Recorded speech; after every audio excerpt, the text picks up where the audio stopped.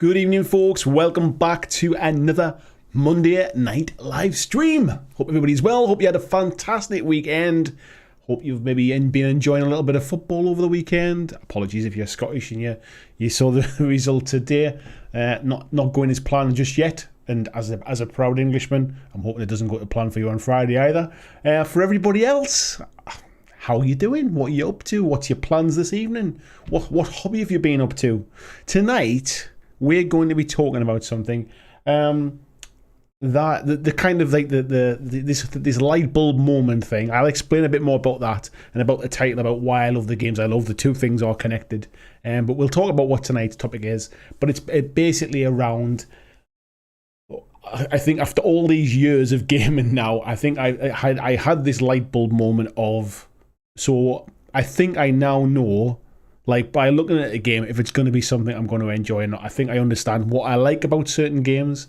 I think I know what attracts me to certain games, and I think I know what I don't enjoy or don't like about certain games.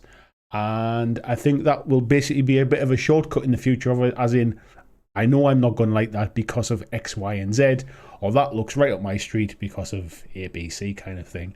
So that's what we're going to talk about tonight. I'm going to tell you about the 6 things that I really look for in games now, after kind of having this light bulb moment of, I think I now really understand what they are. And then let's reference it to yourselves and see kind of, what do you like? My 6 things are not going to be the same 6 things for you. But maybe by me kind of being a little bit critical and analysing what I enjoy and what I don't enjoy, you might be able to do the same and maybe save you a little bit of money instead of getting caught up in the hype for new games coming out. Maybe you'll just think, look, I know this one's not for me. No matter how much the hype is kind of pulling me in, I know this one's not for me. So that's what we're talking about tonight. Let's have a look in the chat, see who we've got. Now, I do remember Peter Nicholas was very, very early this morning. So, hello, Peter Nicholas. I know you're in the chat at the minute. Or certainly, I think you've gone for a shower, you said. Connor, evening to you, mate. Hope you're well. Ghost Winters as well. Hello, fella. Lord Maiden, how are you doing, sir? Nice to see you. How you recovered from our last week's D&D? Ortega, nice to see you in as well. Thank you for the message there, mate. We'll see you in the rerun, which you'll be watching now. So, hello.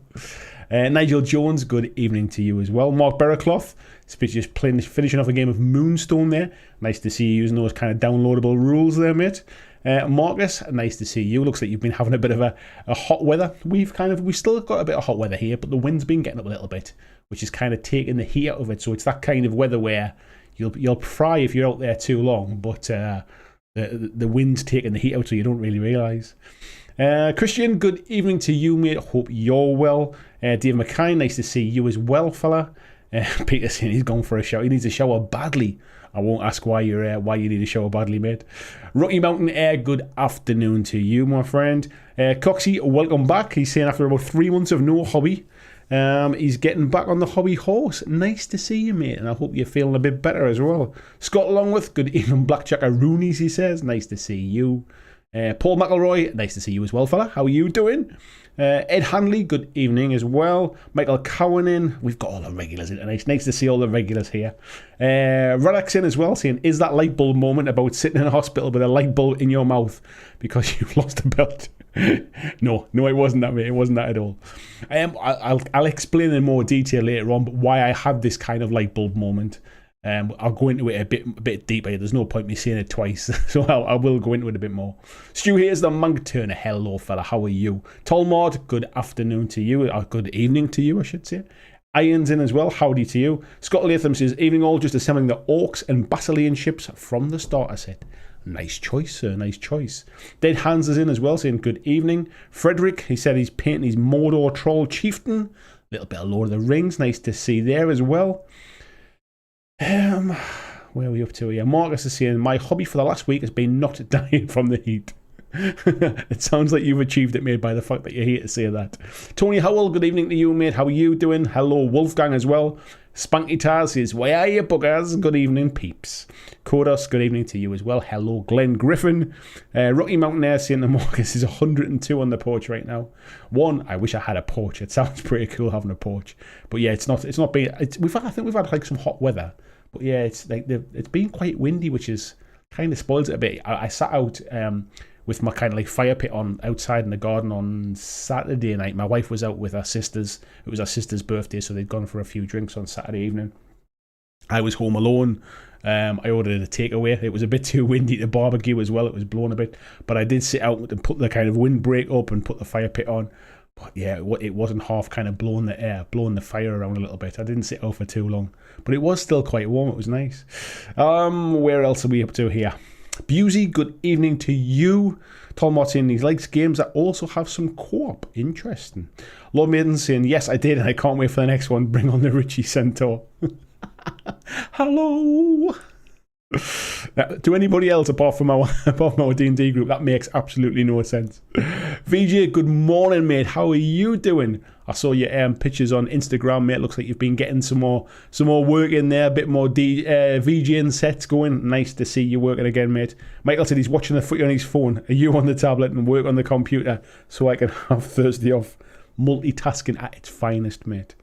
Jason said, excited to be listening and chatting live. It's been a bit. Jason, welcome back, mate. Nice to see you. Hope you're well.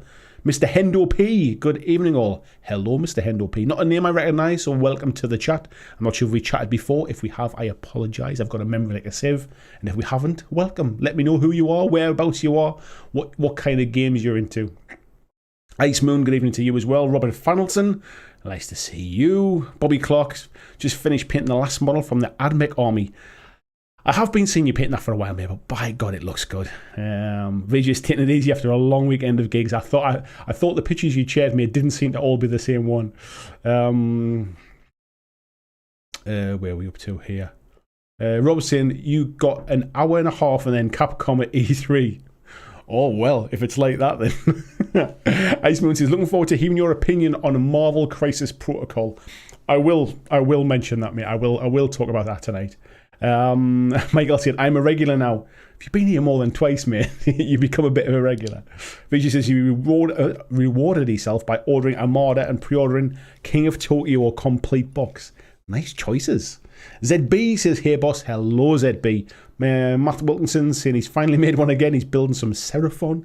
Nice to see the Dino boys getting some love. Scott says he's just finished packing his gear for a 3-night kayak adventure in the Lake District for the Welsh Wanderers 40th. Is that why you're going, mate?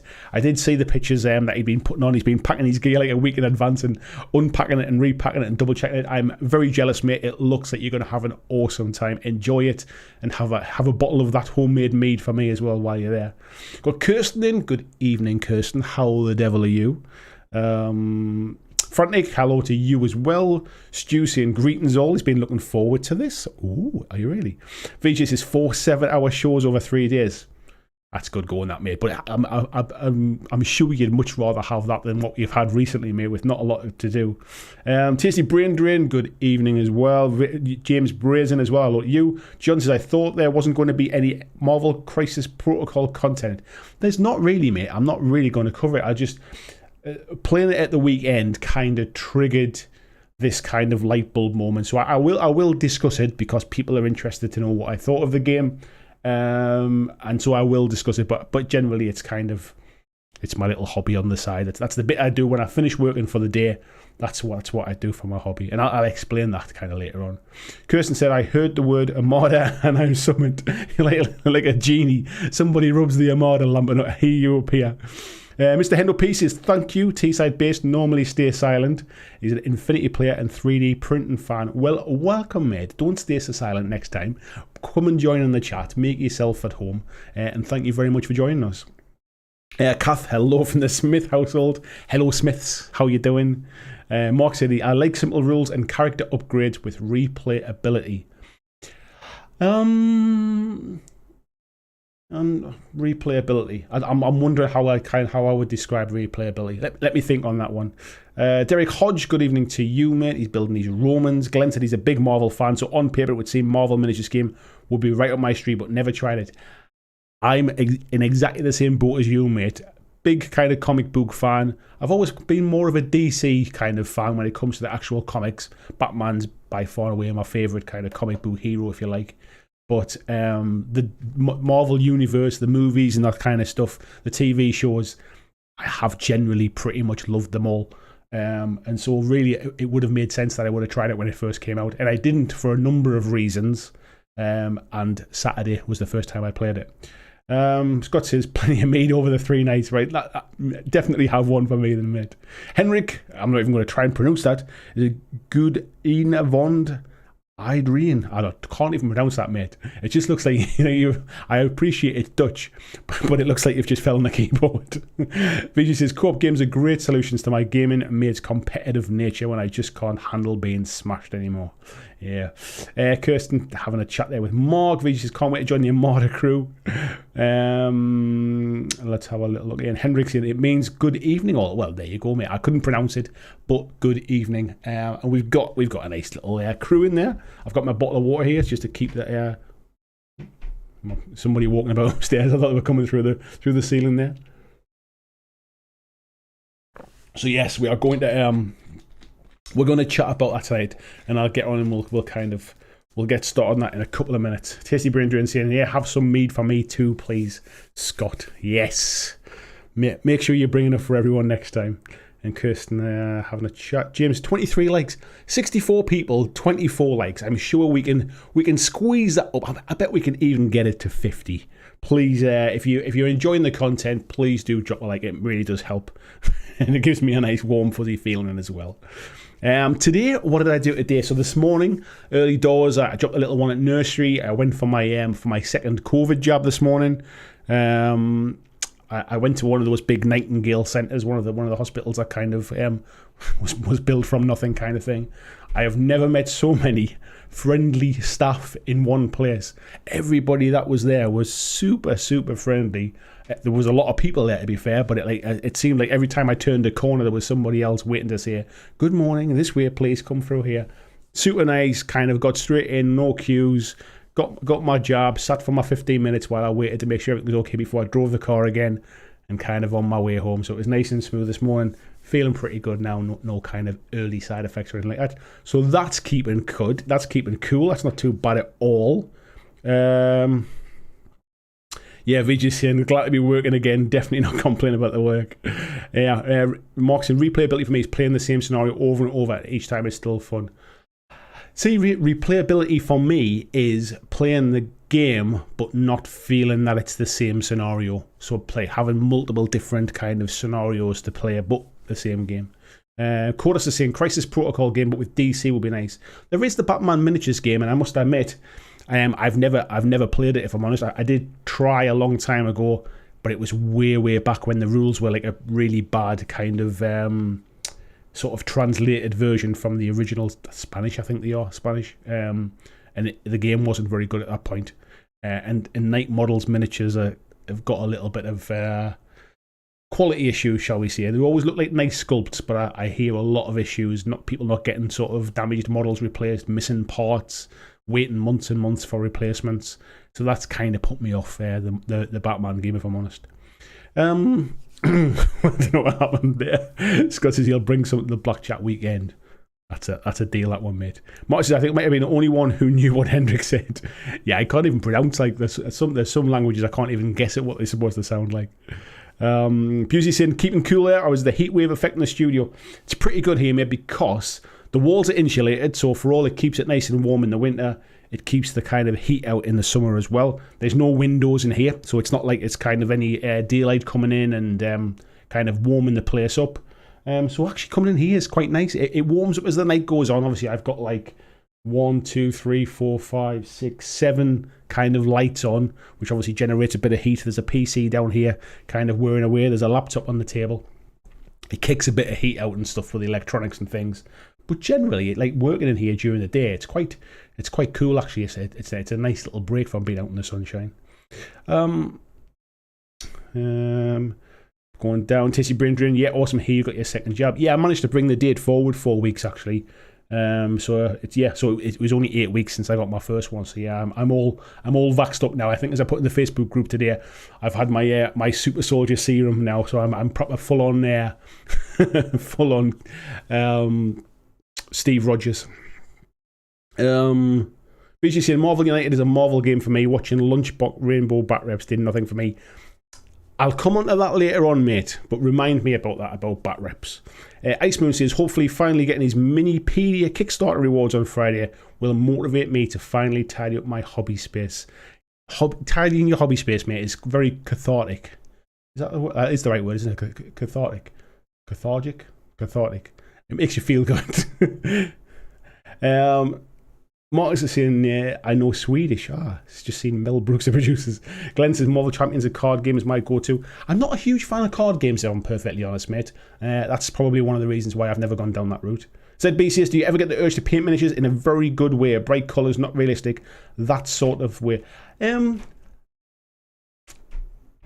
Sometimes, mate. I don't always kind of feel the need to go like sort of by the kind of standard route. And I quite like extreme kind of highlights and stuff on miniatures, so maybe not to the extremes that you're talking about, but yeah, I do get the kind of the urge. Frederick saying 12 days ago he got his job, sent a mail to a local doctor and got an appointment for the next morning. It sounds like the rollout's picking up everywhere, mate. Hopefully this time next year the globe is in a completely different place, because I know everybody's kind of staggered in different positions. Hopefully we all get to a point where we're all kind of on a bit more level playing field. Scott says, I had the problem with night models, in fact everything you mentioned, which was a shame. Yeah, the sculpts are fantastic. I've heard loads of complaints about the Harry Potter stuff. I've heard loads of complaints about the Batman stuff, and the release schedule was always a bit sketchy, where they didn't release. So I think Batman 3rd edition basically uses these kind of card packs for each faction, and they weren't releasing the card packs to bring existing miniatures up to the new kind of game as well. So I think it's getting better, but to be honest, by this point now, I've kind of lost faith a little bit, to the point. Cathartic, that's what I was trying to say. I've kind of lost faith in it at that point. Christian sharing the link for the Patreon there as well. Thanks very much, mate. Patreon.com/Blackjack Legacy if you would like to support me and keep me making content full time as I do now. Michael saying full on Captain Geordie, like with a black and white shield. VG says, great to have a variety of games for under the Marvel banner. I've heard that Marvel Legendary is pretty cool. I've watched I've played Marvel Legendary. I've actually got a review of it on my channel, mate, and it was okay. I quite enjoyed it, but as I said, I'm not a massive card game fan, so it wasn't something I would feel the need to keep buying and keep expanding on. But it was pretty decent. That Legendary series is kind of across, my God, it's across like sort of Buffy the Vampire Slayer. There's the Marvel, the one I reviewed was the Marvel MCU version, which was all the movie stuff, but they do it like the animated Marvel stuff version as well. Frederick says, the first night was horrible, took me a few days to get better, but I'm fine now and need no second one. I think it's very different country to country, mate. I think they have different things like that. James is saying, yeah, he's cleaning the hobby space is very Cthulhu. Yeah, I knew the word I wanted to say, I just couldn't seem to get it out through my lips there. Dave says, I've been messing with a blender over the weekend again, made an interesting model. I want to see what you've been doing, mate. Ice Moon says, needing one well with the price. I must have missed that conversation there. Scott's saying, currently 3D printing some arena light trusses to hang above the Rumble Slam ring. You're really getting into it, mate. Yeah, cathartic. Yeah, it is. I tidied all my random resin minis out for a few boxes. Now I've got more space to get some.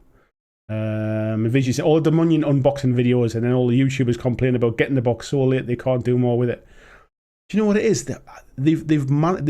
I know they get it late, but they've had it a week before the deadline, which is normally that the deadline is like.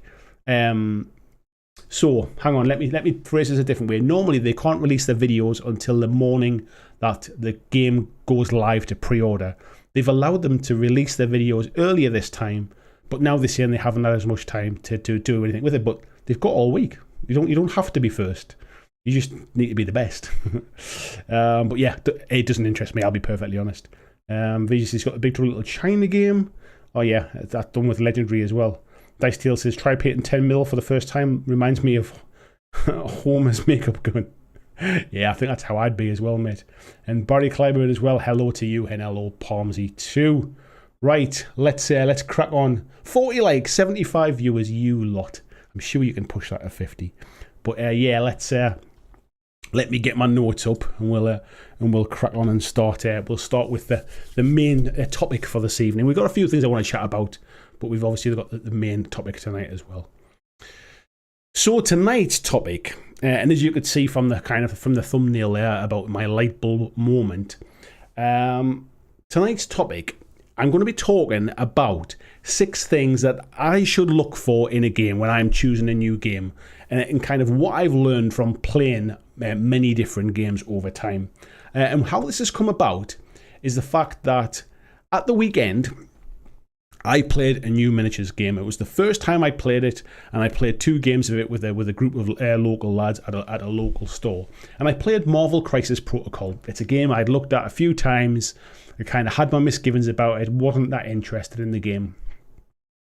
But kind of changed my mind a little bit recently as the game's been out for a number of years now. There's more expansions, more choice, and I thought maybe it's something I'll give a try to. So I arranged to kind of play a couple of games at the weekend. I really enjoyed the games. I'll just come out and kind of say that now. I really enjoyed the games. It was a lot of fun, and it's something I'll definitely be playing a lot more of in the future. And then I kind of reflected upon that. So as I said before, I kind of had a night to myself at home on Saturday. I was kind of sitting out with the fire pit on, a nice glass of whiskey, and sitting outside contemplating the world. And I had this kind of light bulb moment that all of the games that I've really enjoyed playing and continue to enjoy playing all have a few things in common. And all of the games that I've maybe played and not enjoyed, or the ones that really don't interest me, all have things in common that sort of aren't common to the games I enjoy.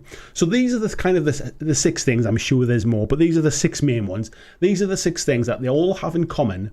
And the idea being that if I can work out for me what things that I really enjoy in a game, I can kind of shortcut a lot of this getting caught up on the hype train, because there are certain hype trains that I should just know by looking at that game. You're not going to enjoy that. It's got all of the things in it that you don't enjoy playing. Don't get caught up in the hype. So for one, it's going to save me a few quid. The other side of it is it also allows me to look at games that maybe I've overlooked in the past. But if they tick a few of these kind of boxes, maybe I should give them a try. And hopefully what you can learn from it, what you can glean from it is, if I can kind of discuss my thought process, how I got there, maybe you can look at it the same way. And I'm not suggesting that my 6 things are the same 6 things that you'll enjoy, but if you can kind of weigh up which bits you like, which bits you don't like, then that will probably kind of give you a little bit of clarity as well. So the first thing that all of the games I've enjoyed have in common is that they have easy to remember basic core rules, but there's a lot of decision making in the choices you make. So in the things you can do in the game, there's a lot of decision making. So I think probably one of the first games that really kind of got me thinking about this a while ago was Warcry by Games Workshop. And I've made videos in the past about how I think Warcry is Games Workshop's best game. I know some people agree, some people disagree. That's what makes life interesting. But what really kind of stood out to me about Warcry was the fact that the rules are really, really simple. But there is some kind of, I wouldn't say complexity, but there's some tactics in kind of decision making, in the options that you get to make during the game. And it's one of those games I can go like sort of weeks, months without playing. And if somebody says, you want a game of Warcry, I can get all the bits out and I can be playing the game again without kind of referencing the rule book every 5 minutes, because it's got the basic rules. It's just kind of work really, really good. And I found this with Marvel Crisis Protocol at the weekend as well. Now, I assume that folks who focus on one particular game, no matter how complex it is, how big the rule book is, any of that kind of stuff, I assume that folks who play just one game will probably get a similar kind of feeling about the games that they play. So if you're a kind of a Necromunda player, or if you're a Warhammer 40k player, and the rules are a bit more complex, and I don't necessarily mean complex, I mean there's a lot of them sometimes, then once you've been playing for a while, if it's the only game you play, you probably think, well, I know the rules inside out. I don't have to kind of like try and remember them. But I think some of those games move quite quickly. There's new rules updates, there's rules scattered across many different books, there's new factions coming out with new codexes and that kind of stuff. And I've just kind of learned that basically if a game is constantly moving like that, and I've got to try and chase the rules to find them, it's probably not going to be something I'm going to enjoy too much, because I tend to chop and change between different games. It's my hobby. I enjoy it my way, and I enjoy playing lots of different games. And if I have to constantly relearn the rules every time I play, it's probably not going to be something I'm going to enjoy or even play too often. So I've kind of learned from that bit. Now, some companies do these kind of rules, these more simple rule sets really well. Mantic is one company that I think do this kind of sort of accessible rules probably as good as if not better than most. And what that means is I tend to kind of look at these companies, like specifically Mantic, and I know if they're going to release something new, I'm generally going to kind of at least be interested to know a lot more about the game, because their rules are very accessible. It also means that I'm not kind of having to do like mental gymnastics every time I kind of play a game. And with these rule sets, the entry point is so much lower for both experienced gamers and for gamers that haven't really played much or are just starting to play games. And it means if I'm trying to introduce somebody to a new game, I'm trying to get them interested, somebody that wants to like sort of start a new game, and it's like, oh, have you thought about this one? It just makes it easier. I can almost teach them the game as we play, and it's not kind of off-putting to bring out this sort of huge tome and went, right, so some of the rules are in here and some of the rules are over there. So the first thing I learned about all these different games is this kind of core rules, which are very quite simple. I wouldn't say simplified. They're simple to get your head around. They're quick to learn. They're quick to learn the basics, but there's a bit of depth in the actual gameplay and the decision-making choices that you make. The next one that I kind of look for, and I've mentioned this before, but I've never really thought about the kind of how common it is across the games that I really enjoy. And this is having the stats and the rules on cards in front of me during the game. So having the information that I need, and it's all in one place, right in front of me for each model or for each unit or wherever the game is a huge help for me. Just being able to pick up the card, like it's on the table in front of me, pick up the card, having a look at it at a glance. I can see a little image of what the model is. I know exactly which model I'm talking about. I know what the model can do. I know what the stats are. So if I'm defending against, if somebody's attacking me, I haven't suddenly got to pick up like a codex or something or a rule book and flick through and go, oh, that's the stats for this one kind of thing.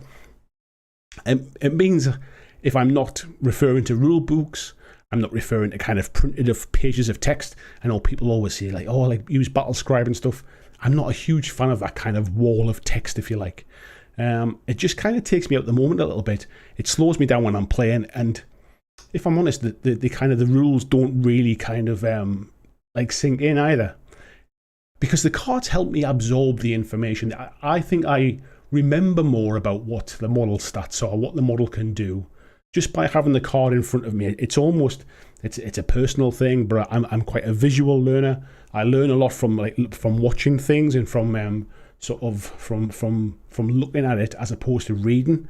And I think having it on a card in front of me rather than having to take the time to sit and read a book just helps me absorb that information better. It's how my brain works. And it also means that kind of during the game, I can look over a card sort of while my opponent's activating, while they're doing something. I can kind of have a look at this card in front of me and go, well, that one works with that quite well. And I can see the synergies because I can see the cards in front of me. And I personally I'm not good at that if it's on multiple pages in a book. So yeah, looking at the game, if the game has cards, which has the stats on them. So if we think about some of the games I'm talking about here, we've got Marvel Crisis Protocol as an example. Again, it was one of the things that cropped up after my game at the weekend. Games like Warcry, games like Malifaux, games like Wild West Exodus. There's all these games which have basically like these kind of card stats. Things like Vanguard, Kings of War Vanguard, Kings of War Armada. All of your stats are right there in front of you. The third thing that kind of all of these games tend to have in common is they have low model counts. And it's not necessarily a barrier. I like the look of a big army on a table, and I like the idea of having a painting project and painting a big army. However, I think it's just a huge plus. Being able to only have to paint a few models, and only maybe having to buy a few is a kind of like a smaller financial barrier to getting started as well. It also means that during the game itself, I only have to concentrate on a few things. I'm not kind of having to move big, like sort of, I'm moving this 10-man squad here and I'm moving this 20-man squad over here kind of thing. I don't have to worry about all that kind of stuff. It's just there's 6 models on a table, there's 8 models on a table, or whatever it is. It's just less to kind of have to worry about during the game. And I really enjoy the painting, the hobby side. I really do. Kind of, it's a different part of the hobby for me. I see hobbying and like sort of painting and gaming as 2 different parts of a hobby, and they're not necessarily they don't have to be linked, if you like. But it's nice to not have to paint lots of models with exactly the same kind of colours. I found this painting the Marvel Crisis Protocol stuff. It's quite nice just to paint Red Skull, and then I never have to paint that kind of colour scheme on any of the miniature. What I found myself doing is kind of blending colours together to kind of get different shades of grey when I'm highlighting these black coat and stuff, or different shades of red where I'm highlighting the skull, because I don't have to replicate it again. It's not like I've mixed this perfect shade of something and then I've got to do it across another 20 models. It's allowing me to just kind of enjoy painting individual models to kind of play a game. So it kind of keeps me focused and it keeps me motivated. The 4th thing is simple list building options. So a game which has more of maybe like a drafting feel, something like sort of Super Fantasy Brawl, where you basically sort of, I'll take that one, and that one. There's no factions. All of the models can be used. I can just pick and choose the ones I like the look of. That kind of thing works really well. And again, with Marvel Crisis Protocol at the weekend, the game, you can pretty much take what you want. There is some kind of restrictions and things, and there's some benefits to having themed forces and things, or themed affiliations as they're called in the game. But again, it was something that just, it kind of, when reflecting on it, it meant that I don't have to worry about list building per se. I'm not a big fan of kind of people talk about the game outside the game, and some people really enjoy list building, and that's absolutely great for those folks. I'm not a huge fan of list building. I get that kind of analysis paralysis of I don't really know what I should be taking, and I don't like getting into this. Well, I'll take a 10-person squad of them, but now I need to start thinking about what weapons I should give them. Should I give them this weapon? Should I give them that weapon? Is this weapon worth that one? Is it worth paying the points for that one? If I pay the points for that, it means I can't take that. Just sends my head into a spin and kind of makes my head pop. I like games like Warcry where I can buy one box and it has 1,000 points worth of miniatures in it, and I can play that 1,000-point crew. I like that kind of game, even if I'm working up to a points limit, but there's not like sort of 25 options for each unit. So if I take Kings of War Armada as an example, basically each ship has a points cost. There's a little bit of a kind of a restriction in how you build a force, but it's pretty simple. It's nothing too stressful to work about. You kind of pick the big ships, which allows you to sort of take the smaller ships kind of thing, and you can kind of top up the points with a few different kind of options. I don't find that kind of stressful, but I find some games really kind of quite sort of stressful because I'm not a fan of list building. I'm not a mega competitive player, but I do like to feel like I'm kind of in the game, if you like. So that's definitely one of the things. So yeah, I should just know if the game is really kind of, if building kind of super competitive lists and going into the far details of I'm taking this unit with this optional weapon, and when I have 5 of those, I can take 2 of those and that kind of stuff, I should probably just give those kind of games a wide berth. I know I'm not going to enjoy that. The 5th thing is a positive community. So I'm always going to spend more time not playing the game than I am playing the game. So having a kind of a positive, sort of a interesting, positive community around the game is something that is a huge attraction to me. Being negative, like sort of negativity, is optional. You don't have to be negative about things. If you surround yourself with sort of positive energy, positive people, it'll rub off on you, and you become positive about stuff as well.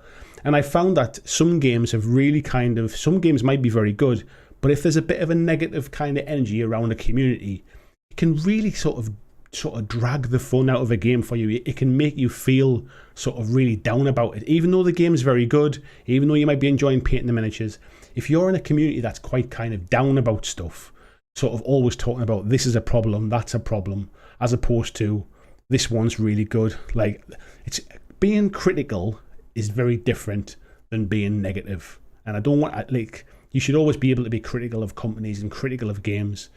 But I just find some communities are quite sort of draining energy-wise.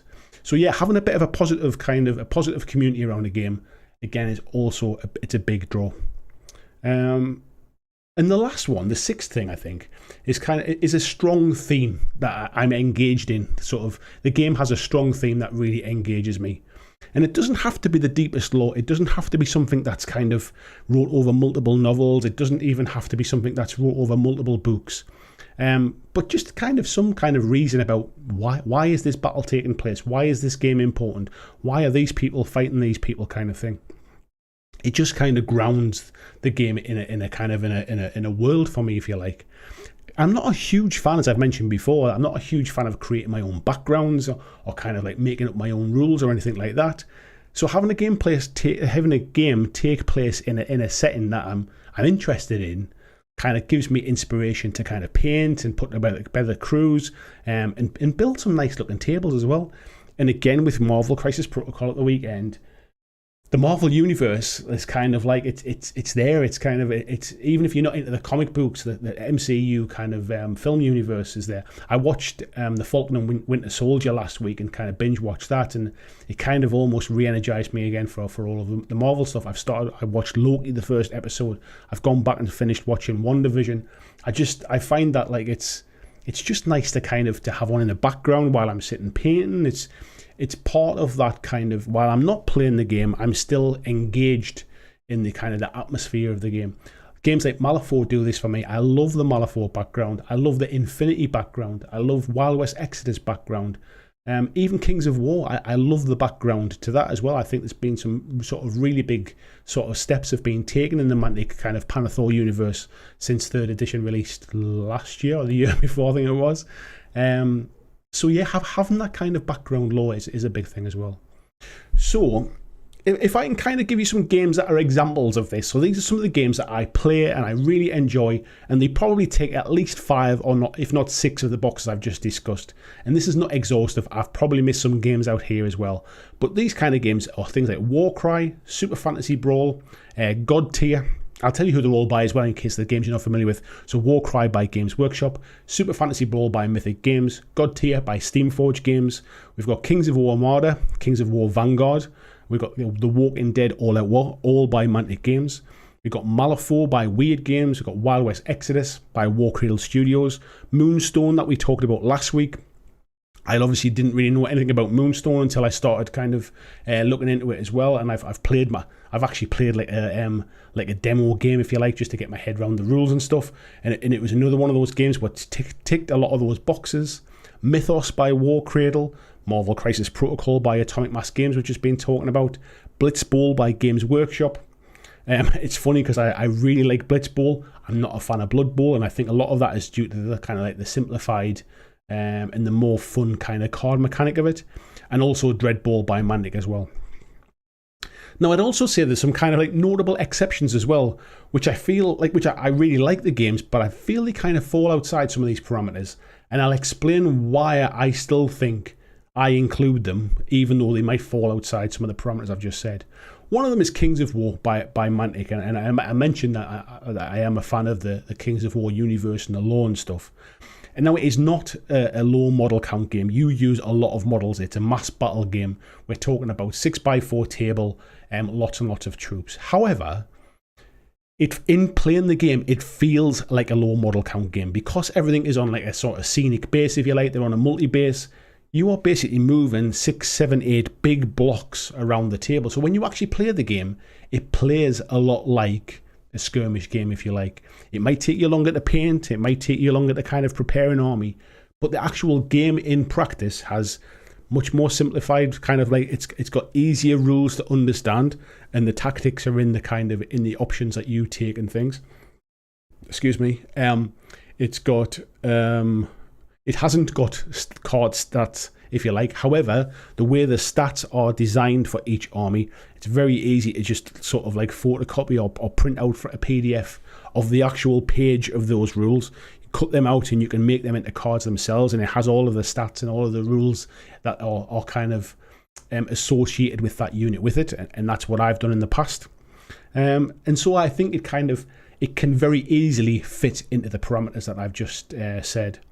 And the other one is Infinity by Corvus Belli. Now, the characters' rules are much more complex for Infinity than they are for a lot of the games I've talked about. But I think with the addition of some kind of homemade cards, so that basically it's low model count. Even if you take Code 1, for example, you can only ever have a maximum of 10 models in a faction, in a crew, if you like. By making my own card stats, which isn't difficult to do, it takes away a lot of the kind of the pain that I feel from Infinity at times. And actually, the basic rules, which I think a lot of people think are really complex, the basic rules are not as complex as people think. The basic rules are pretty straightforward, but there are a lot of options in the actual the rules of what each model can do. So I think they're almost sort of a little bit like outliers, but those are the reasons why I still like those games. Now, you might have noticed, interestingly, that model quality didn't feature in my 6 reasons for things that I like. And there's a few reasons why it didn't really factor. One is that most companies are actually producing good quality miniatures now. There are some exceptions. Some companies are still maybe a little bit off the pace, and they're kind of getting left behind a bit with some of their sculpts and some of their quality. But I think largely that the most companies are doing some really good work now. Even if you go down to 3D printing, if you're more into kind of like your sort of miniature agnostic games, if you just like to print out your own miniatures for the games that you play, like even 3D printed resin miniatures now are of a really, really good quality. So I don't even think that kind of model quality so much even factors into my choices these days. It's almost a given. It's almost an expectation. And also, it doesn't change how much I enjoy the game. Now, I'm not getting any younger. I don't know if you've noticed this. My eyesight's not as good as it used to be. And I 2 foot away on the table, like any fancy details, any absolutely beautiful models, is a little bit kind of lost on me. Yes, they still look nice, but as I said before, most models look pretty decent these days. My painting's not going to win any awards. I'm not going to suddenly kind of paint these amazing miniatures that basically look fantastic on the table. They're going to look pretty good, and I'm going to be happy with them. But the quality of the model now it's almost a given. And if I'm enjoying the experience of playing the game, how those models look is almost kind of, would I say it's not relevant? Of course it's relevant. I'm spending money on them. I want them to be decent. I want them to be good quality. But it's almost not a factor in whether I enjoy the game or not. And yeah, there's always going to be some models that I really like the look of, and I'll probably buy them just to paint them, but I have no intention of playing the game. But again, I think that's probably more the exception. So what can you learn from what I've learned?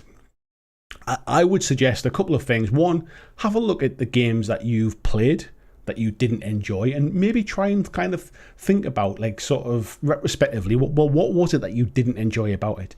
I know some people get put off by the people that they kind of play against. They've had some bad experiences. But generally, what was it about that particular game that just made you think, it's not really for me? How many times have you been caught up in the hype and bought something because you've been dragged along for the ride with everybody else, and then you get in and you think, I don't even know why I bought this. I'm never going to play this. I don't even like this game. I don't know why I've bought it. Like, have a little think about what's led you down that path, if you like. And the other thing is, think about the games that you really do enjoy. Which games do you have a lot of fun playing? Which ones do you look forward to playing? Which ones have you enjoyed painting miniatures for and can't wait to get them to the table?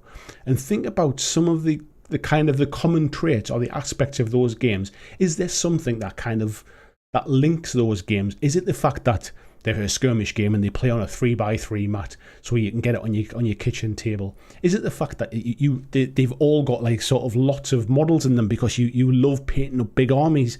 Maybe it's the visual aspect of the game that really excites you.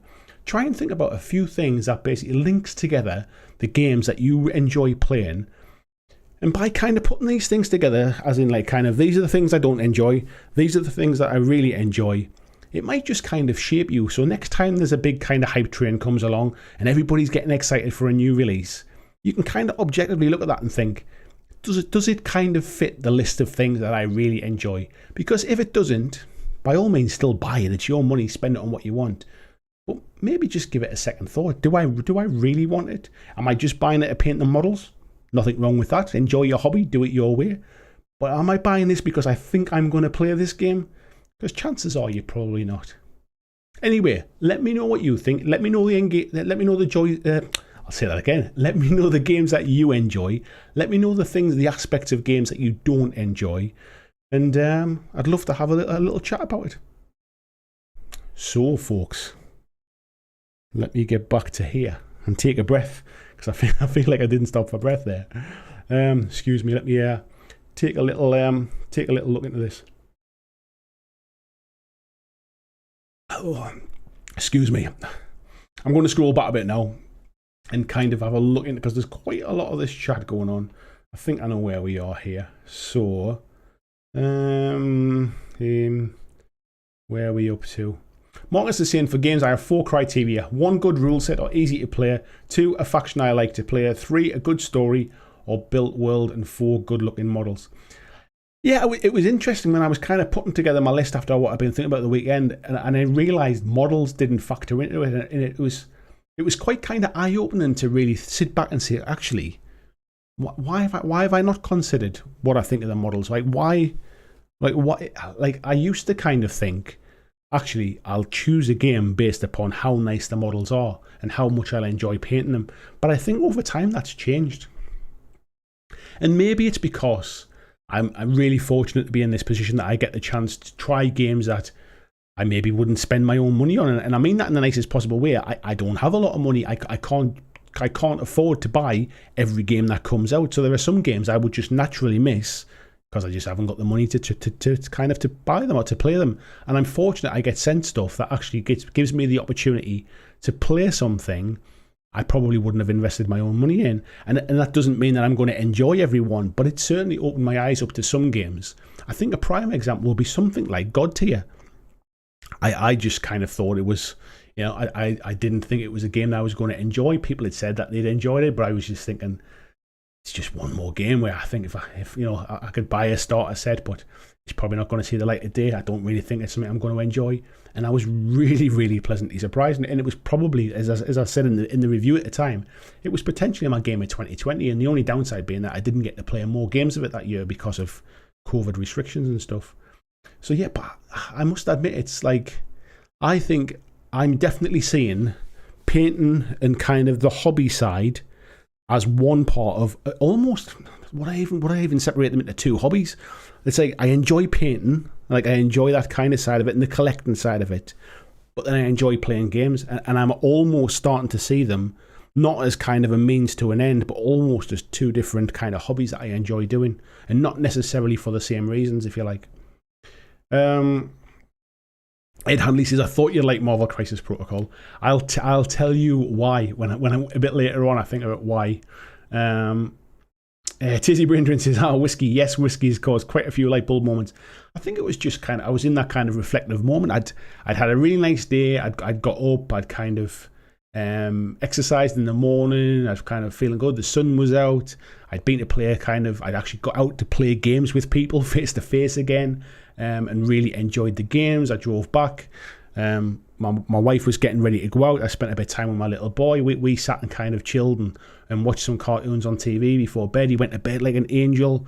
I sat and had my food, went out and put the fire pit on, and I was just in that very tranquil, kind of quite relaxed. In one of those moments where you think, I can't remember the last time I was this chill. I'm feeling pretty good. And it was just, I didn't play on my phone. I kind of just put my phone down. I had it playing a little bit of music beside me, and I just kind of sat and had my glass of bourbon, just kind of put the world to rights in my head kind of thing. And that's what kind of got me thinking about what I'd enjoyed about playing Marvel Crisis Protocol, and why is it that some games really kind of click with me mentally? Why is it some games I can pick up and just go, oh yeah, I wish I'd played this years ago, and other ones are like, yeah, not for me. And this is the outside, the kind of the other side of it.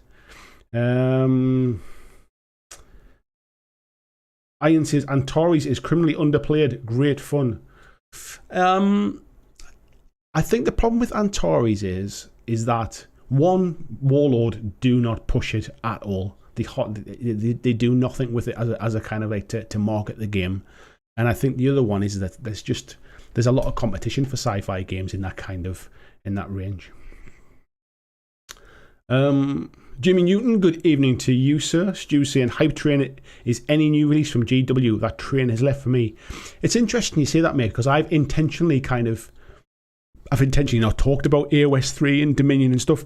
I mean, I looked for the price today. If anybody's interested, the Dominion box is going to cost £125 in the UK. But I've intentionally not been watching the release, like the kind of release stuff. I've not been watching the live streams for it. I've not been sort of reading the Warhammer community pages for it.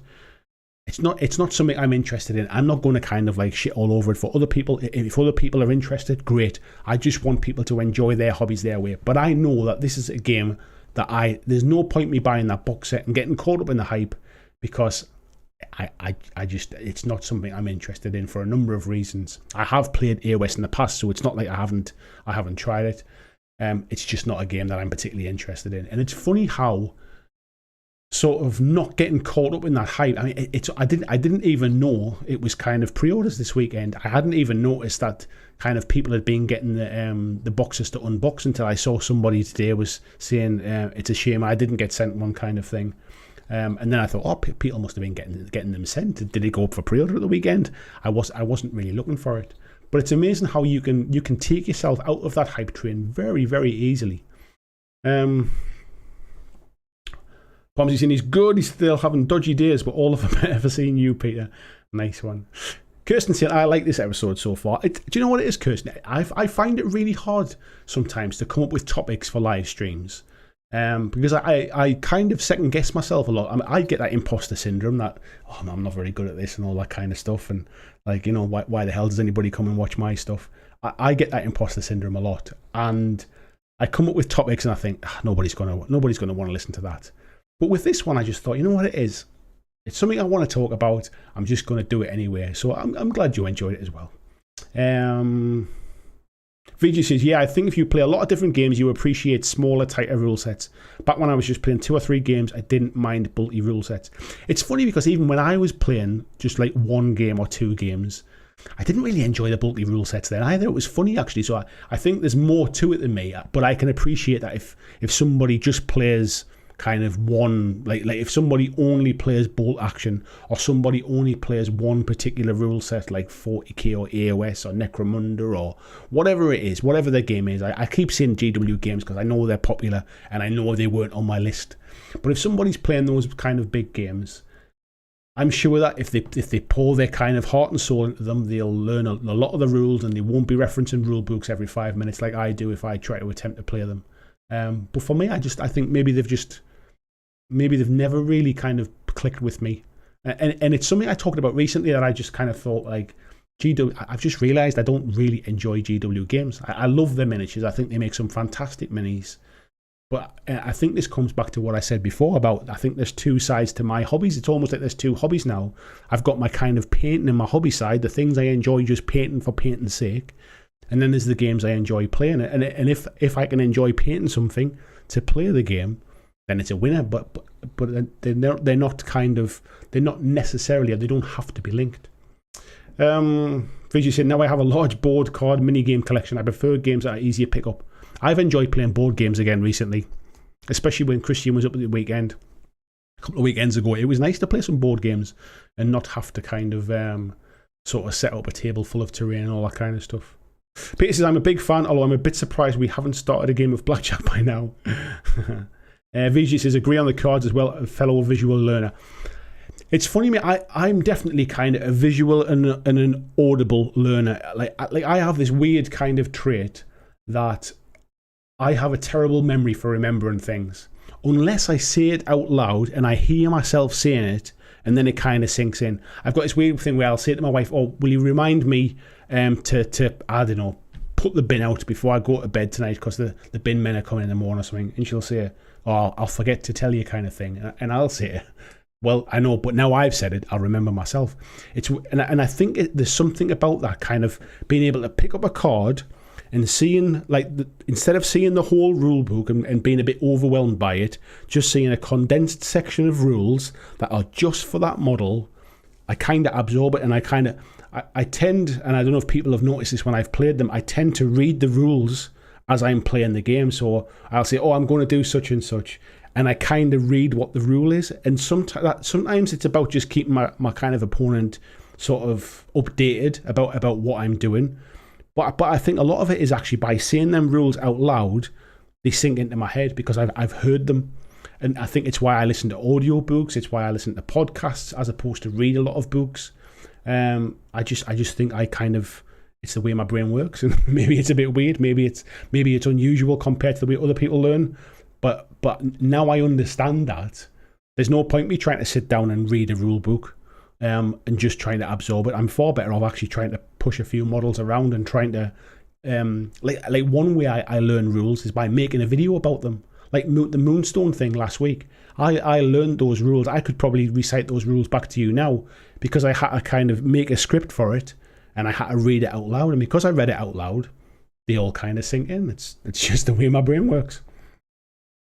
Dice Tale says, I make a lot of my own cards for the Osprey games. Helps learn the games and highlight the rules. Also wrote this from first edition Warhammer. Warhammer's not something that I ever really played or I ever tried to play. But yeah, I think regardless of what the game is, even if it's a mini agnostic game, if it's Warhammer 40k, if it's Kill Team or whatever it is. Like Kill Team, for example, has some stats on a card in front of you, but what it doesn't have is all the abilities.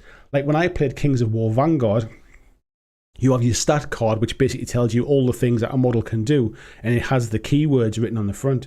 And what I did was I wrote on a piece of paper what those keywords meant, and I just put them like next to the card. So it means that whenever I go, what's inspiring me again, I've got to go back to the rule book. Having them in front of me, reciting them, saying them out loud, they just kind of sink in. Lord Maiden saying, Moonstone. Kenneth Paulson says, Relic Blade. Hello, Kenneth. Relic Blade is a game I think I'd probably like. However, getting Relic Blade in the UK is very, very difficult. And because it's a bit difficult, we tend not to see a lot of players. I've certainly never really seen it being played locally. I've never seen it played at any event I've been to. So yeah, I love the stuff that Sean's done with the game. I think visually it looks really good. I think the rules seem pretty good. It's just not something that's been very easy to get a hold of. Scott says, I'm the same. When I'm thinking about starting a new game, I constantly watch battle reports to learn the basic rules. I'll come on to battle reports and stuff soon when I talk about Marvel a little bit, because as I said before, I'm not really going to make any kind of content about Marvel. It's the game that I'm going to use is my hobby. It's the stuff like, so when I'm playing the game, I'm not playing it because I want to make a video about it or anything like that. When I'm painting stuff, I'm painting it because it's me relaxing, and it's not because I want to kind of show it off on video. So I'm going to use that as my little kind of side hobby thing. But I am going to talk about it tonight because I think I learned a lot about it by playing a few games of it and kind of obviously doing the research. So I think it's only fair to kind of tell my thoughts and stuff. But yeah, unless there's a kind of an outcry of everybody saying, oh, we want to see more of it, or we want to see it on the channel, I'm not really intending to. But that's not because I don't enjoy it. Probably quite the opposite, to be fair. Dice Tale saying, company shop cards has the trouble of errata though. Yeah, I think a lot of the time it's not a big deal, mate. I mean, it's no different to having errata in a rule book. Like if you've got stats, like look at the way any game does when they change rules, you've still got to download the errata. If it means I've got to print off a new card, I've got to print off a new card. It's not the end of the world. Matthew saying, a game I picked up that I thought I wouldn't like was Open Combat. I've not heard of Open Combat, mate. Christian sharing the link for the OG shirts, things like the one I'm wearing this evening. You get a nice shirt. I get make a really, really small bit of money from it as well, and it helps kind of support the channel. So thank you very much. Six in the Head says, is it me or is the lighting pretty sepia tonight? I don't think it is, mate. I don't think it is. It's the same lights I've always got, mate. I've not done anything different with them. Maybe it's just your eyes. I don't think I've set anything up different in the camera. He'd probably say no, he's got the night mode on the iPad. There you go, that'll do it, mate. VJ says, and Andy explains why he doesn't play 40k.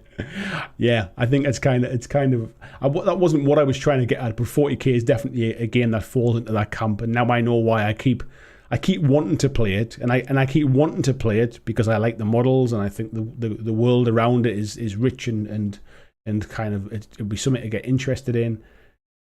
But unfortunately, I think I even know before I even go into it, it ticks a lot of the boxes of games that I don't really enjoy when it comes to that. So I think rather than trying to I think I keep wanting to play it because it's so popular that I'm thinking, well, I must be wrong, and I'm starting to realise it's not me, or it is me. It's me that basically it doesn't tick the boxes of the stuff I enjoy. Scott says, I've noticed a lot of groups around GW games are very negative, I feel. I think there is a lot of negativity, but I think a lot of it comes down to the fact that there are some pretty big groups as well. And I think when you get lots of people together, even a small percentage of kind of negative people will feel like a lot more, and it will bubble to the surface. I think people almost make a hobby, or there are some people almost make a hobby of complaining about Games Workshop stuff. And I think a lot of other games that are maybe smaller, have smaller communities, or have are just less popular in general by number of people who play the games. I think they tend to look on the positive side. They tend to try and promote the games that they enjoy. They can still be critical. I mean, we've seen that recently with Mantic Kings of War, for example. Kings of War Armada, people not liking a particular sculpt and things.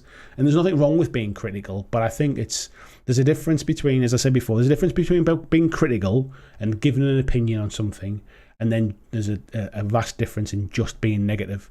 And yeah, I've kind of been through, we've talked about mental health and stuff like that in the past, and surrounding yourself with positive things has a huge bearing on your mental well-being, and especially when it's your hobby, something that you do to wind down, to escape sort of day-to-day life, if you like, something you do to enjoy and kick back and relax.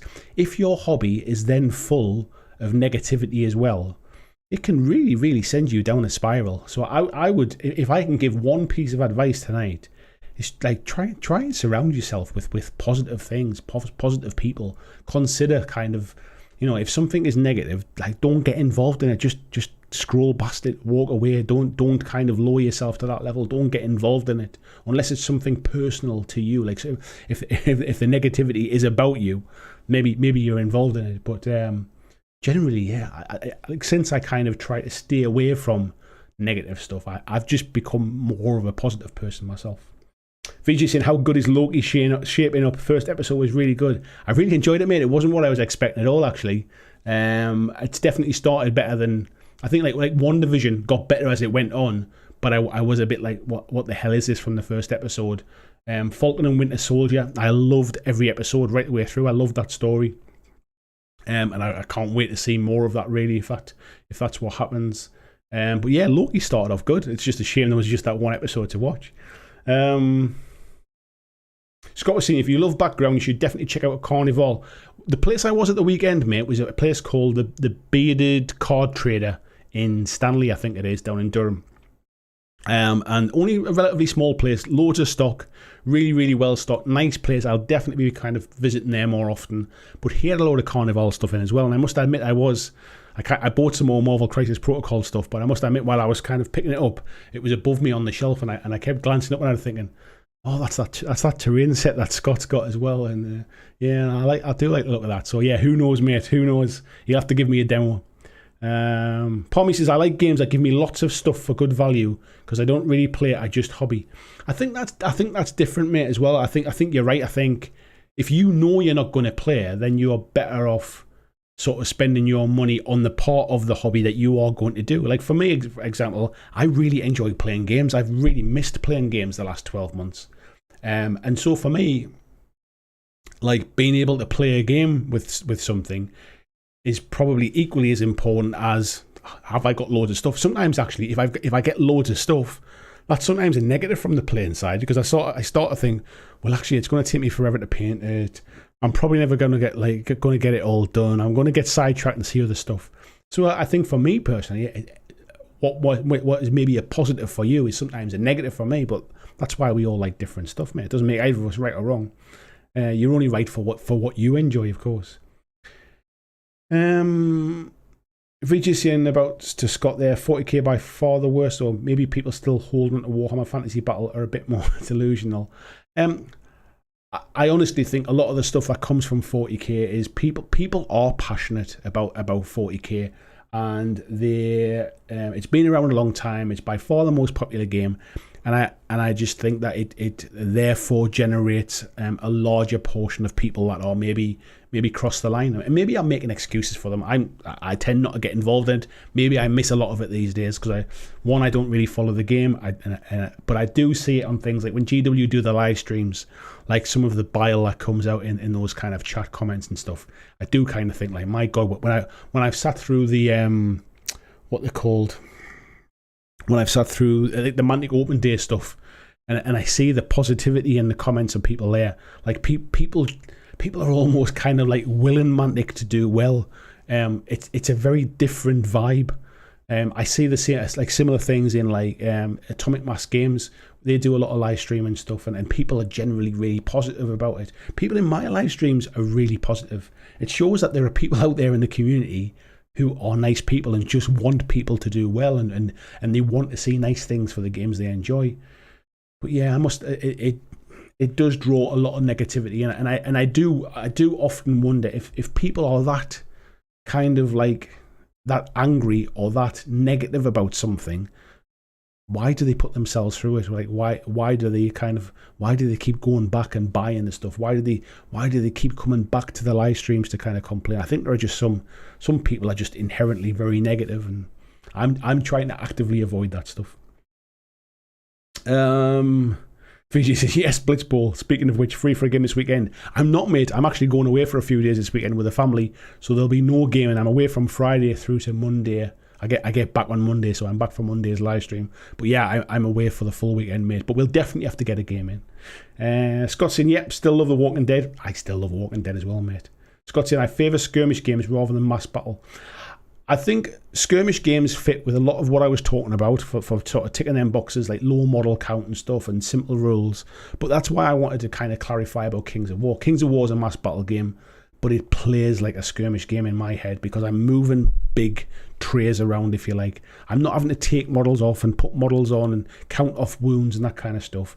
I can make a nice like diorama sort of multi-base, and I can kind of push them around on the table, and it doesn't feel, whilst it looks like a mass battle game, it doesn't feel like a mass battle game where I'm constantly moving lots and lots of models, if you like. So I don't think it's necessarily that I prefer skirmish games over mass battle games.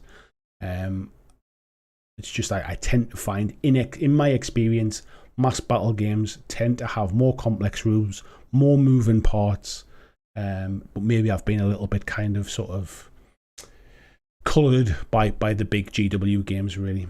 Glenn says, big up to 50% sale on Wednesday for Mantic site. Is there really, mate? I didn't know about that. Check it out, folks.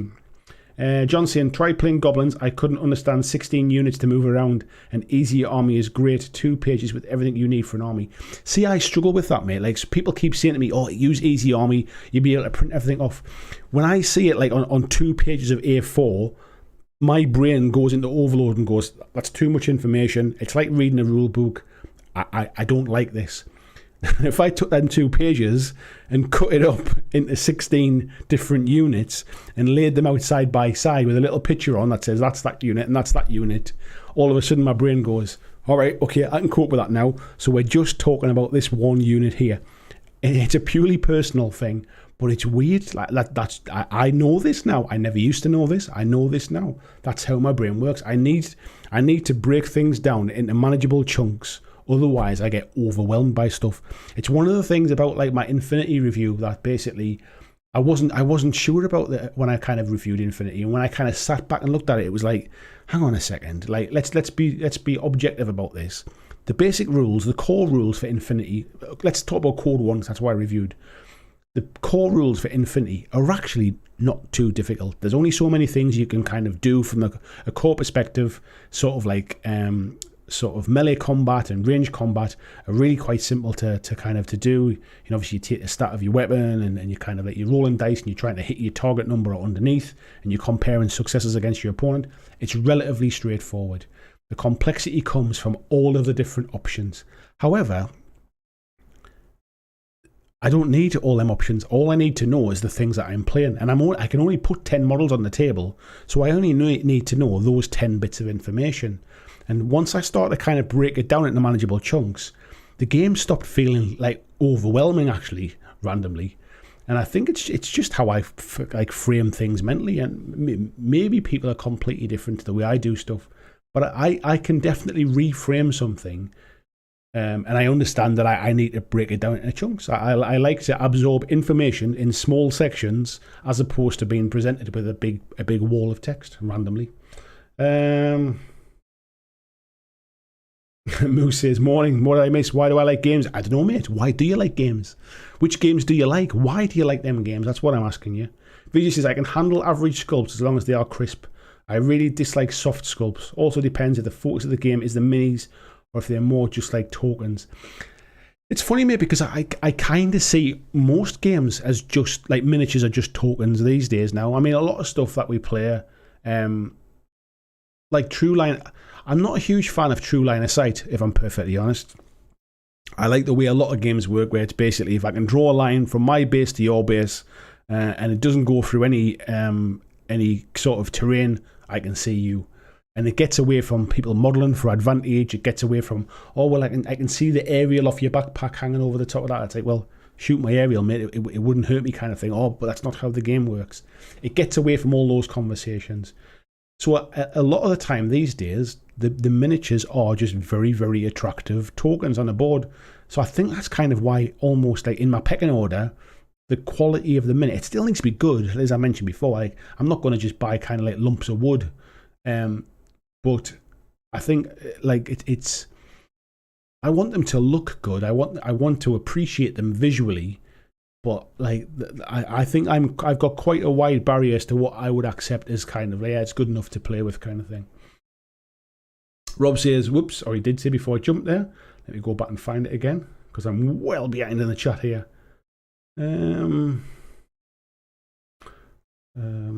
Where was that? There it was. Rob says, I know some people have tried to make cards for Infinity. Issue is that the rules require you to use the army builder to make a list, but the list has all the info you need anyway. The rules don't require you to, mate. It's an easy way to do it, but you don't have to. If you're just playing a friendly game with your mate, you don't have to use it. Like the people you play with might insist on it. It might insist on it in tournaments and stuff.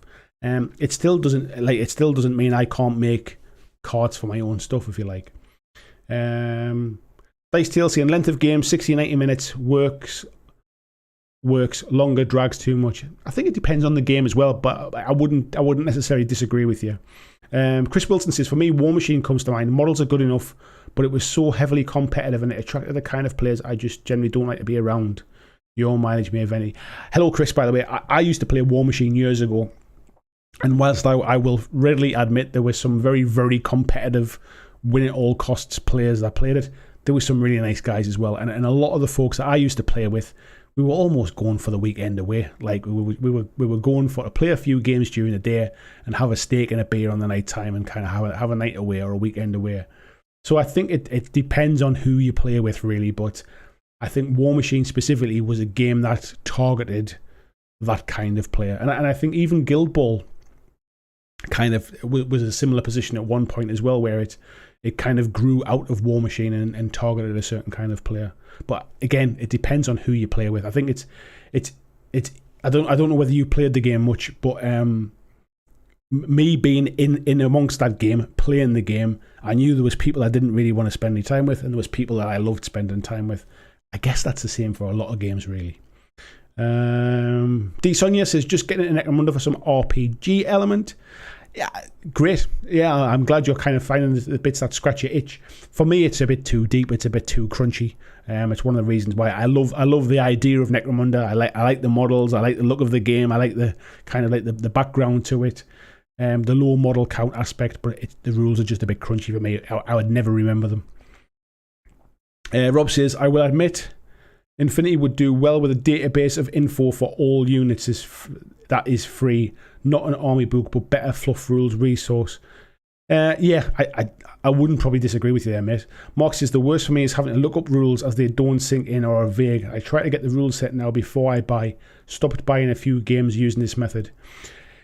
Yeah, I think in today's day and age, there's a lot of games where you can actually basically try the rules for free.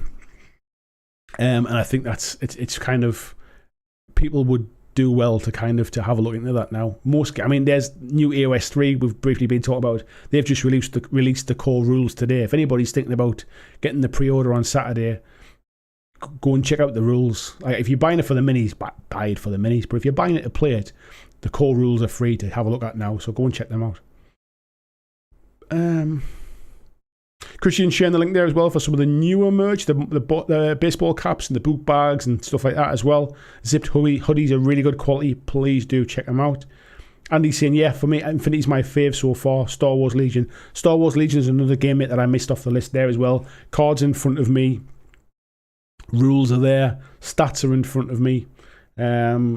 Low-ish model count. Good background lore, that kind of stuff. Community is quite competitive, I think, these days, but it's still a nice bunch. Vijay says, can't say I've ever bought a game because everyone else has. I always thoroughly research my purchase before I pull the trigger.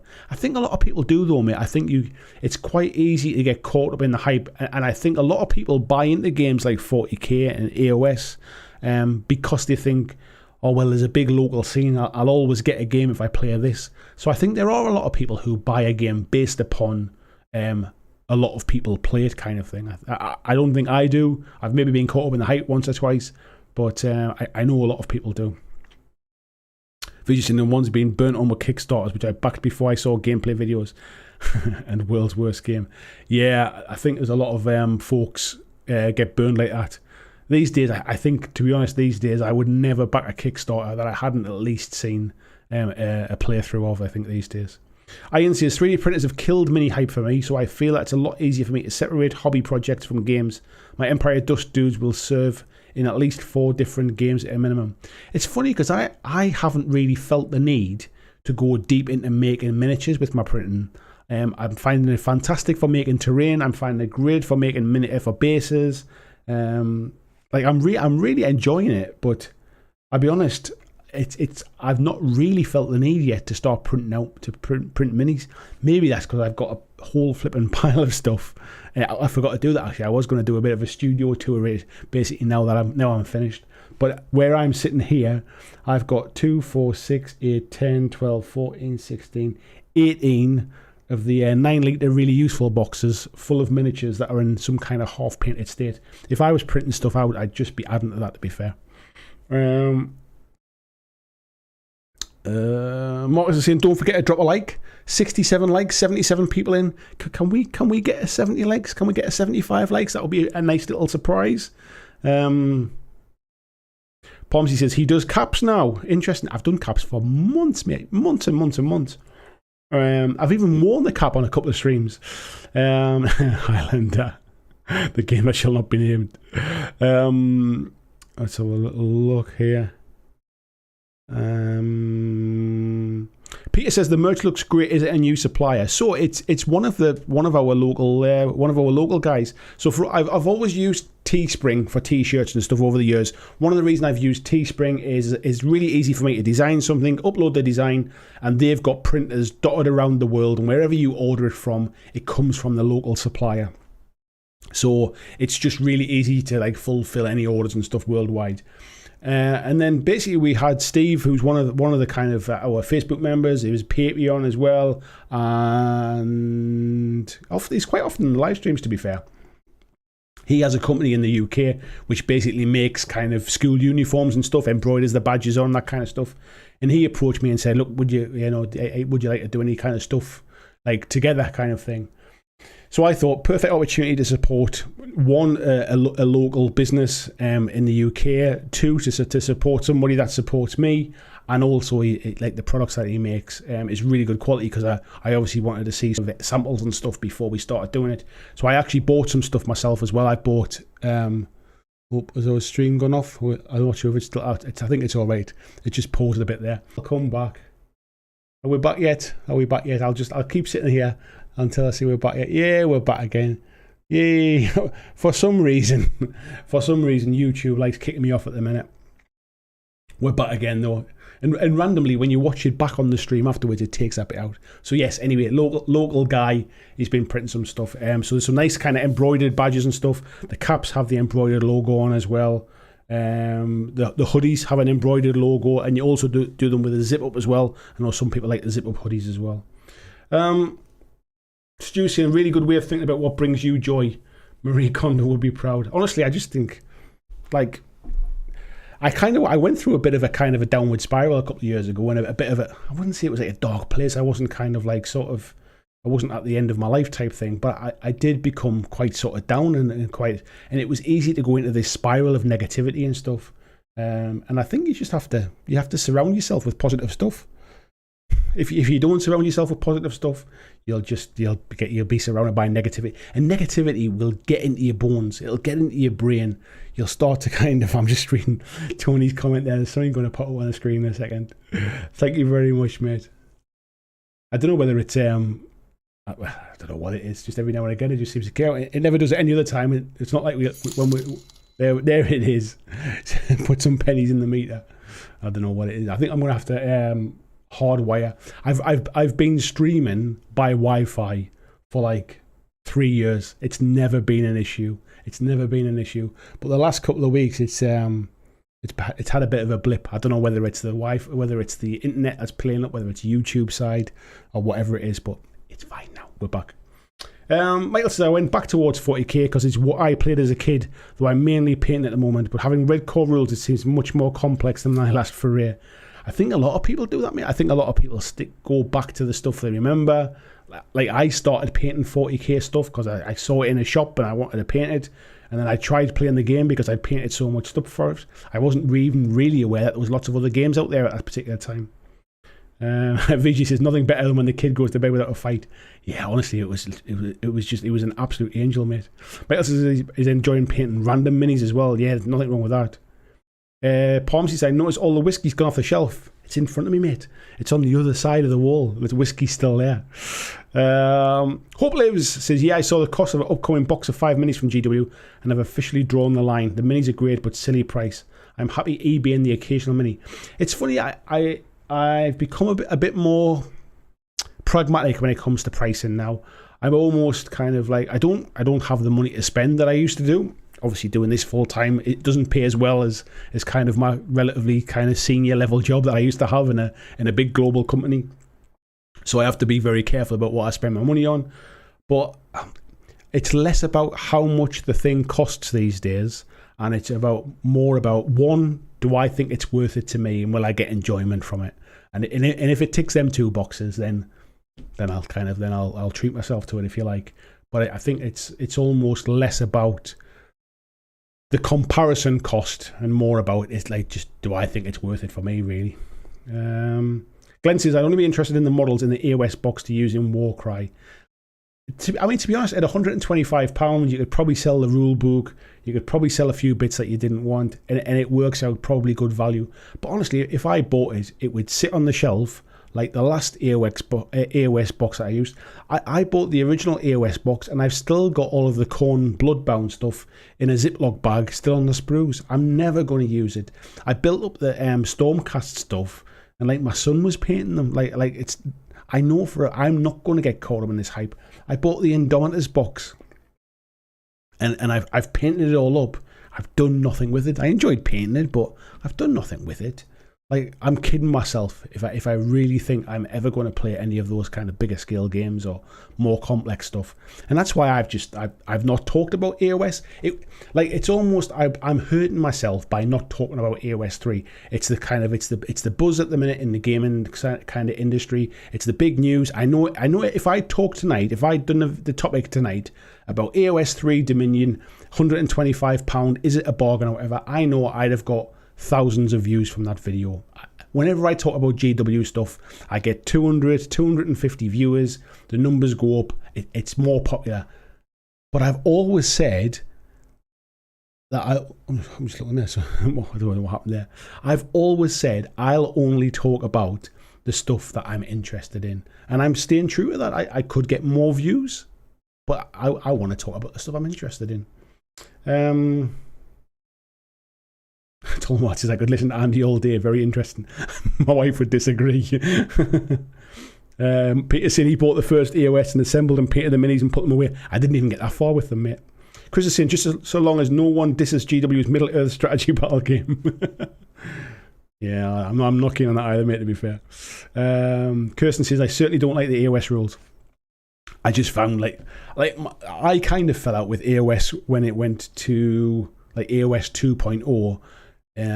I had a Beast Claw Raiders army. It was kind of an elite army, low model count, big monsters type stuff. And EOS 2 went to a rule set where they said whoever's got the most models on an objective gets the objective. And it's like, I'm going to be outnumbered. And anybody that has a 20-man unit is going to outnumber me. like it's not like I don't even have 20 models in my entire army kind of thing.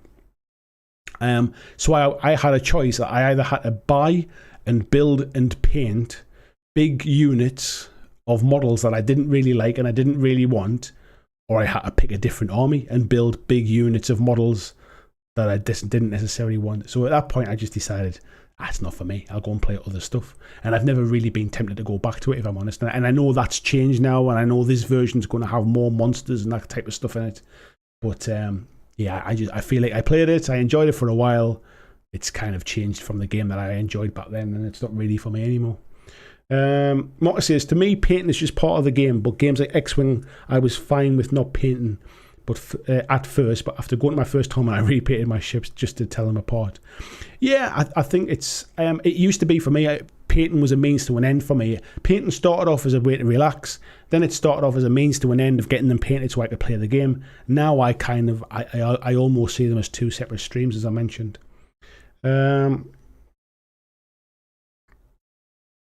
Peter says, they do look nice, but I'd rather play a skirmish skill. Kenneth Paulson saying, games that I play and enjoy are Frostgrave, Rangers of Shadow Deep, Forbidden Psalm. Don't know that one, mate. Burrows and Badgers at the moment. Small skirmish games rather than mass battles.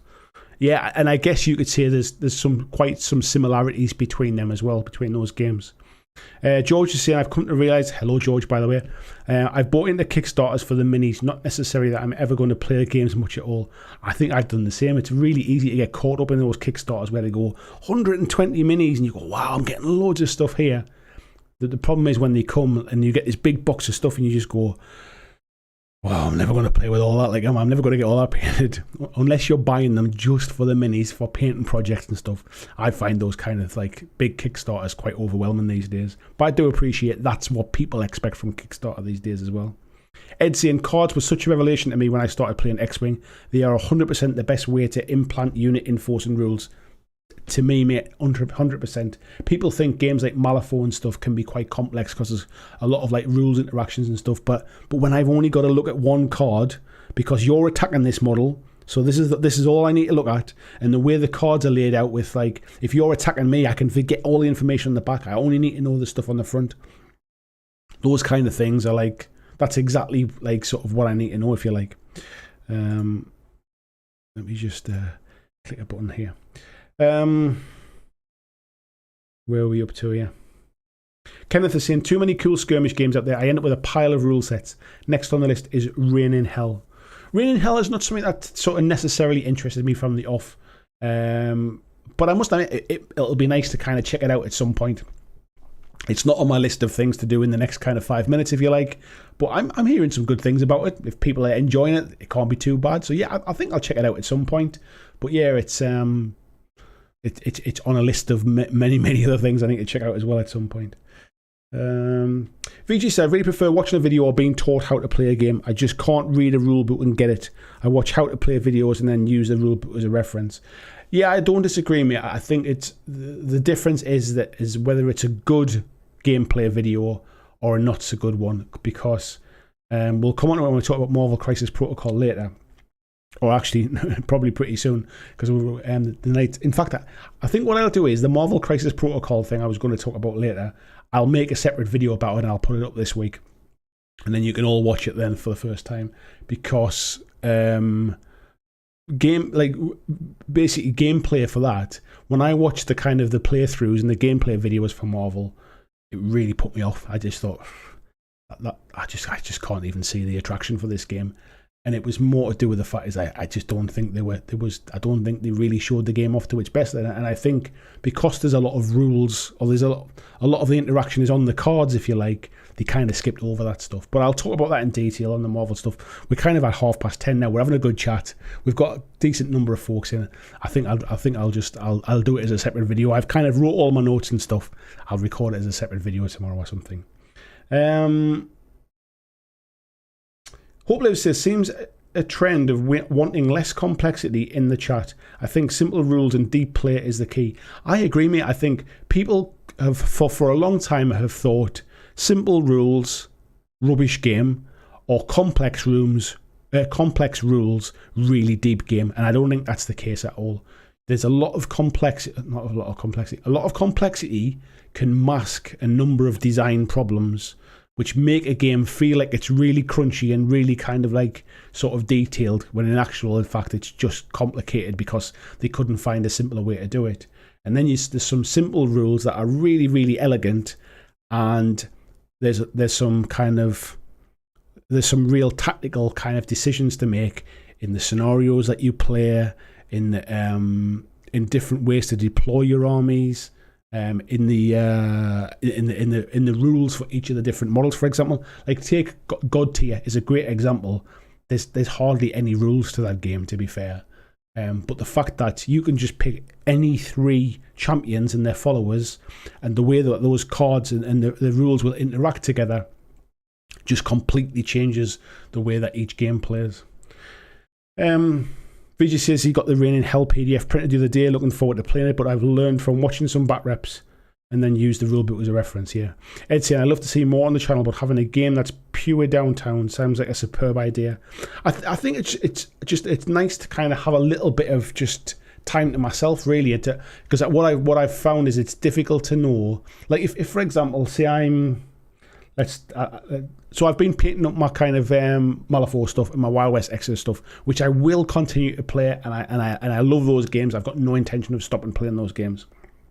But if I'm sitting painting on it, like sort of during the day to get something finished, to start filming something, and then at the end of the day I go, right, it's the end of the day, I'm finished now, I think I'll do some hobby, and then all I do is pick up the brush and keep painting the same mini. I've got this kind of like mental thing of like, well, I'm still working. I need to kind of draw a physical, mental line in my own kind of life of, right, I've stopped working now. Now I'm just chilling out and relaxing, and that's where I kind of see the Marvel stuff is just like that's my relaxing stuff. I don't have to worry too much. I sit and paint one Captain America, and then it's done. I never have to paint Captain America again, kind of thing. And that's kind of where I see that fitting in. But I think at some point, I think I'm enjoying it. I've bought some more stuff already for it, so I think at some point I'm bound to want to talk about it. Netherbone Games says some interesting insights there, mate. Nice to see you, fella. Thank you very much for the message yesterday as well. Please just Netherbone Games, folks. If you're on Twitter, please do just go and give Netherbone Games a follow. This is a local lad to me, and he is going to be really a Kickstarter coming out very soon with a kind of a rule set that allows you to play pretty much any kind of game you want. Now, I won't go into more detail because I must admit the stuff he sent me I haven't had a chance to read in detail yet, so I don't want to kind of paraphrase. But yeah, if you're interested in kind of games that allow you to have a little bit more freedom in what you do, just go and give Netherbone Games a follow and kind of keep an eye on what they're going to be doing. I'll be talking about them soon when I actually get a chance to read through the stuff. Kieran's in as well, saying in late but better than never. Better late than never, no worries. Christian sharing the link there for the Goblin Gaming affiliate link. Thank you very much. BG says, it's such a large community, shitlords are always going to flock together. Yeah, I think unfortunately that tends to be the case, and I don't think it's necessarily a GW problem. I don't necessarily think it's a 40k problem. I think it's just a case of when you get a big group of people together in whatever that is, whether it's Star Wars fans, Marvel fans, whether it's fans of a football team, whatever it is, if you get a large people together, then let's say 2% of any community is negative people. But if you've got 100 people in a community, them 2 people are not that noisy. If you've got 100,000 people in a community, then that 2% becomes a bit more vocal. That's all it is, I think. Palms is saying, I think negativity with GW comes to the fact they are so huge, people feel more comfortable attacking them. I think it's also because they're a bit more distant as well. They've kind of, for all they're a bit more community focused these days, they still distance themselves. They turn off the comments in the videos, that kind of stuff. Stu says he agrees. I read the Bolt Action rule book and it's semi-made sense. Watched several how to players and reread it. It makes total sense. Hope Live says some people play footy to see their mates, some want to wear their team's kit, and some play to be competitive and win, and some just want an audience to bitch to. Same in this community. Just as I was saying there, mate, I think I honestly think that's just it's a social thing. I don't think it's a 40k thing. It's just the fact that they're a big group. That's all it is. Pomsy says I agree, but I don't like people who are too positive. That's because you're what's the word I'm looking for? You're suspicious of people who are positive. There's nothing wrong with being positive. I mean, there's the kind of like there's nothing wrong with being positive. It's the fakeness of being overly positive. And people who are overly positive generally aren't that positive. They're hiding something. And I think that's maybe what you're saying. But I think generally in life, just like, this is not about burying your head in the sand and going like everything's fine while the room's on fire behind you. It's just about choosing to not involve yourself in negative stuff. I've talked about this loads of things.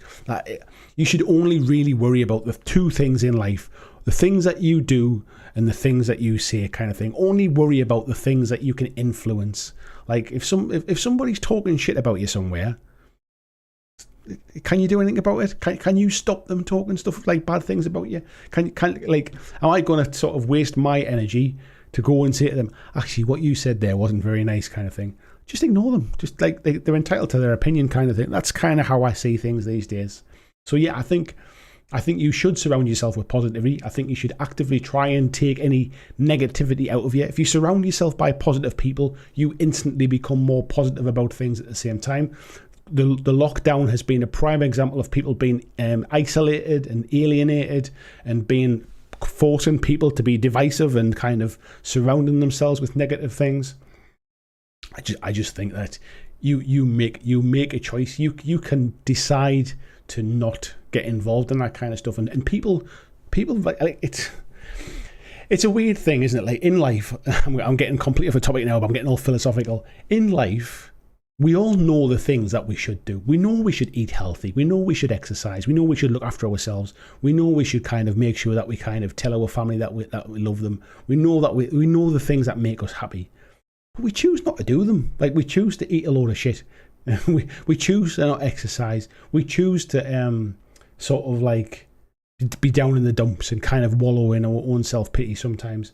Like we all know what we should do. It's just that we don't always do it, and there's a number of different reasons why we don't do it. Sometimes it's not as easy as just kind of like put on a brave face kind of thing. But like life shouldn't have to be hard. But surrounding yourself with people who drag you down, who make you feel bad, kind of who surround you with negative things, you can do something about that. You can choose to not spend time with them people. And I think that's being part of those kind of like getting involved in those kind of chats in the community can just drag you down that rabbit hole a bit.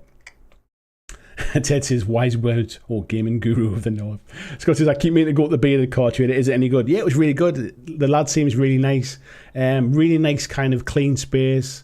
Tables, plenty of space. All the kind of sort of COVID things in place. And if that's the kind of thing that kind of like worries you a little bit or anything like that.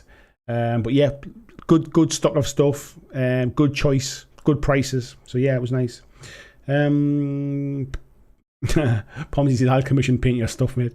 Nice to see you, Bazza. How are you doing? Frantic says, I also enjoy playing, but there's just no one is committed to playing, so it's mostly hobby, and hence games I buy have to give me hobby time for this, and I even stay away from ready assembled minis. Oh, I'd buy ready assembled every day of the week, mate. The building side is the bit I enjoy the least. Tissy Braindrin says, well, since you said unless people ask, so let me say that I might be the one, but I wouldn't mind seeing Marvel Crisis Protocol content. Honestly, mate, I mean, like I say, it's I probably will get to a point where who am I kidding? I'm not going to get to a point where I've painted everything. I can't believe I was even going to say that. I even said to myself, I bought the core set about a week ago, and I built all the core set, and I've primed it all, and I've painted one of the models, and I said, I'm not going to buy any more bits for it until I've painted up the core set. I went to play games at the weekend, instantly bought 2 expansions. So, so I've already broken my own rule. However, I am intending to just kind of paint up what I've got, and I'm trying. I can't afford to get hooked on it, but I will kind of just. I'm not chasing any of these kind of like sort of special lists. I'm just buying the models that I like the look of, like from Marvel lore, and making sure it's the ones that kind of fit together so I can play them and stuff. But it's quite a loose game really when it comes to list building. Matthew says, I have a small amount of 40k. I pick my opponents carefully. I like Age of Sigmar. I miss Mantic though, but nobody, and I mean nobody, plays here. Kings of War was so much fun, and a model looks great. Yeah, I know what you mean, mate. I mean, it's easy to say this, but I think sometimes you really have to go out of your way, and you almost have to kind of lead the charge. And I've mentioned this a couple of times. Like I was struggling to find folks to play Mantic Games things against in my area. And so I started a Northeast Mantic sort of Facebook group and tried to pull all the people together in the area who play Mantic Games. And for all I couldn't attend as often as I'd like to, or almost at all. At least there's a local Mantic scene now because I kind of started the Facebook group. The guys run the Facebook group now. It's nothing to do with me. I don't take any kind of credit for how successful it is now. But if I hadn't took the bull by the horns and kind of tried to pull those folks together, I think it's like it would never have happened. And maybe those guys who play together maybe wouldn't be playing together now. So I think sometimes you've got to take the initiative. If it's something you really want to do something about it. For all you know, if you went into a Mantic group and said, "Is there anybody in the local area who plays?" you might find 1 or 2 other people that you don't know who maybe live 10, 15 miles away and play the game. I'm not saying you will for definite, but you never know. Vijay says, that's how we defeat the trolls. We overwhelm them with our positivity. We shine our rainbow love all over them. Marcus says, I like 40k because it has good lore, and I like playing my horde of bitty space bugs. What if you enjoy it, mate, then it's the right one for you. Ed says, I want all games companies to do well because more good games focuses everyone to make their games better. I agree, mate. I agree. And I don't think people always get that sometimes, like, encouragement is better than kind of like the negative comments. It's okay to be critical, but as soon as you start going, oh, that shit, GW's done that again, oh, that's awful, kind of like, that doesn't really help anybody. Like, do you think that the Games Workshop are listening to you when you start kind of like ranting like that?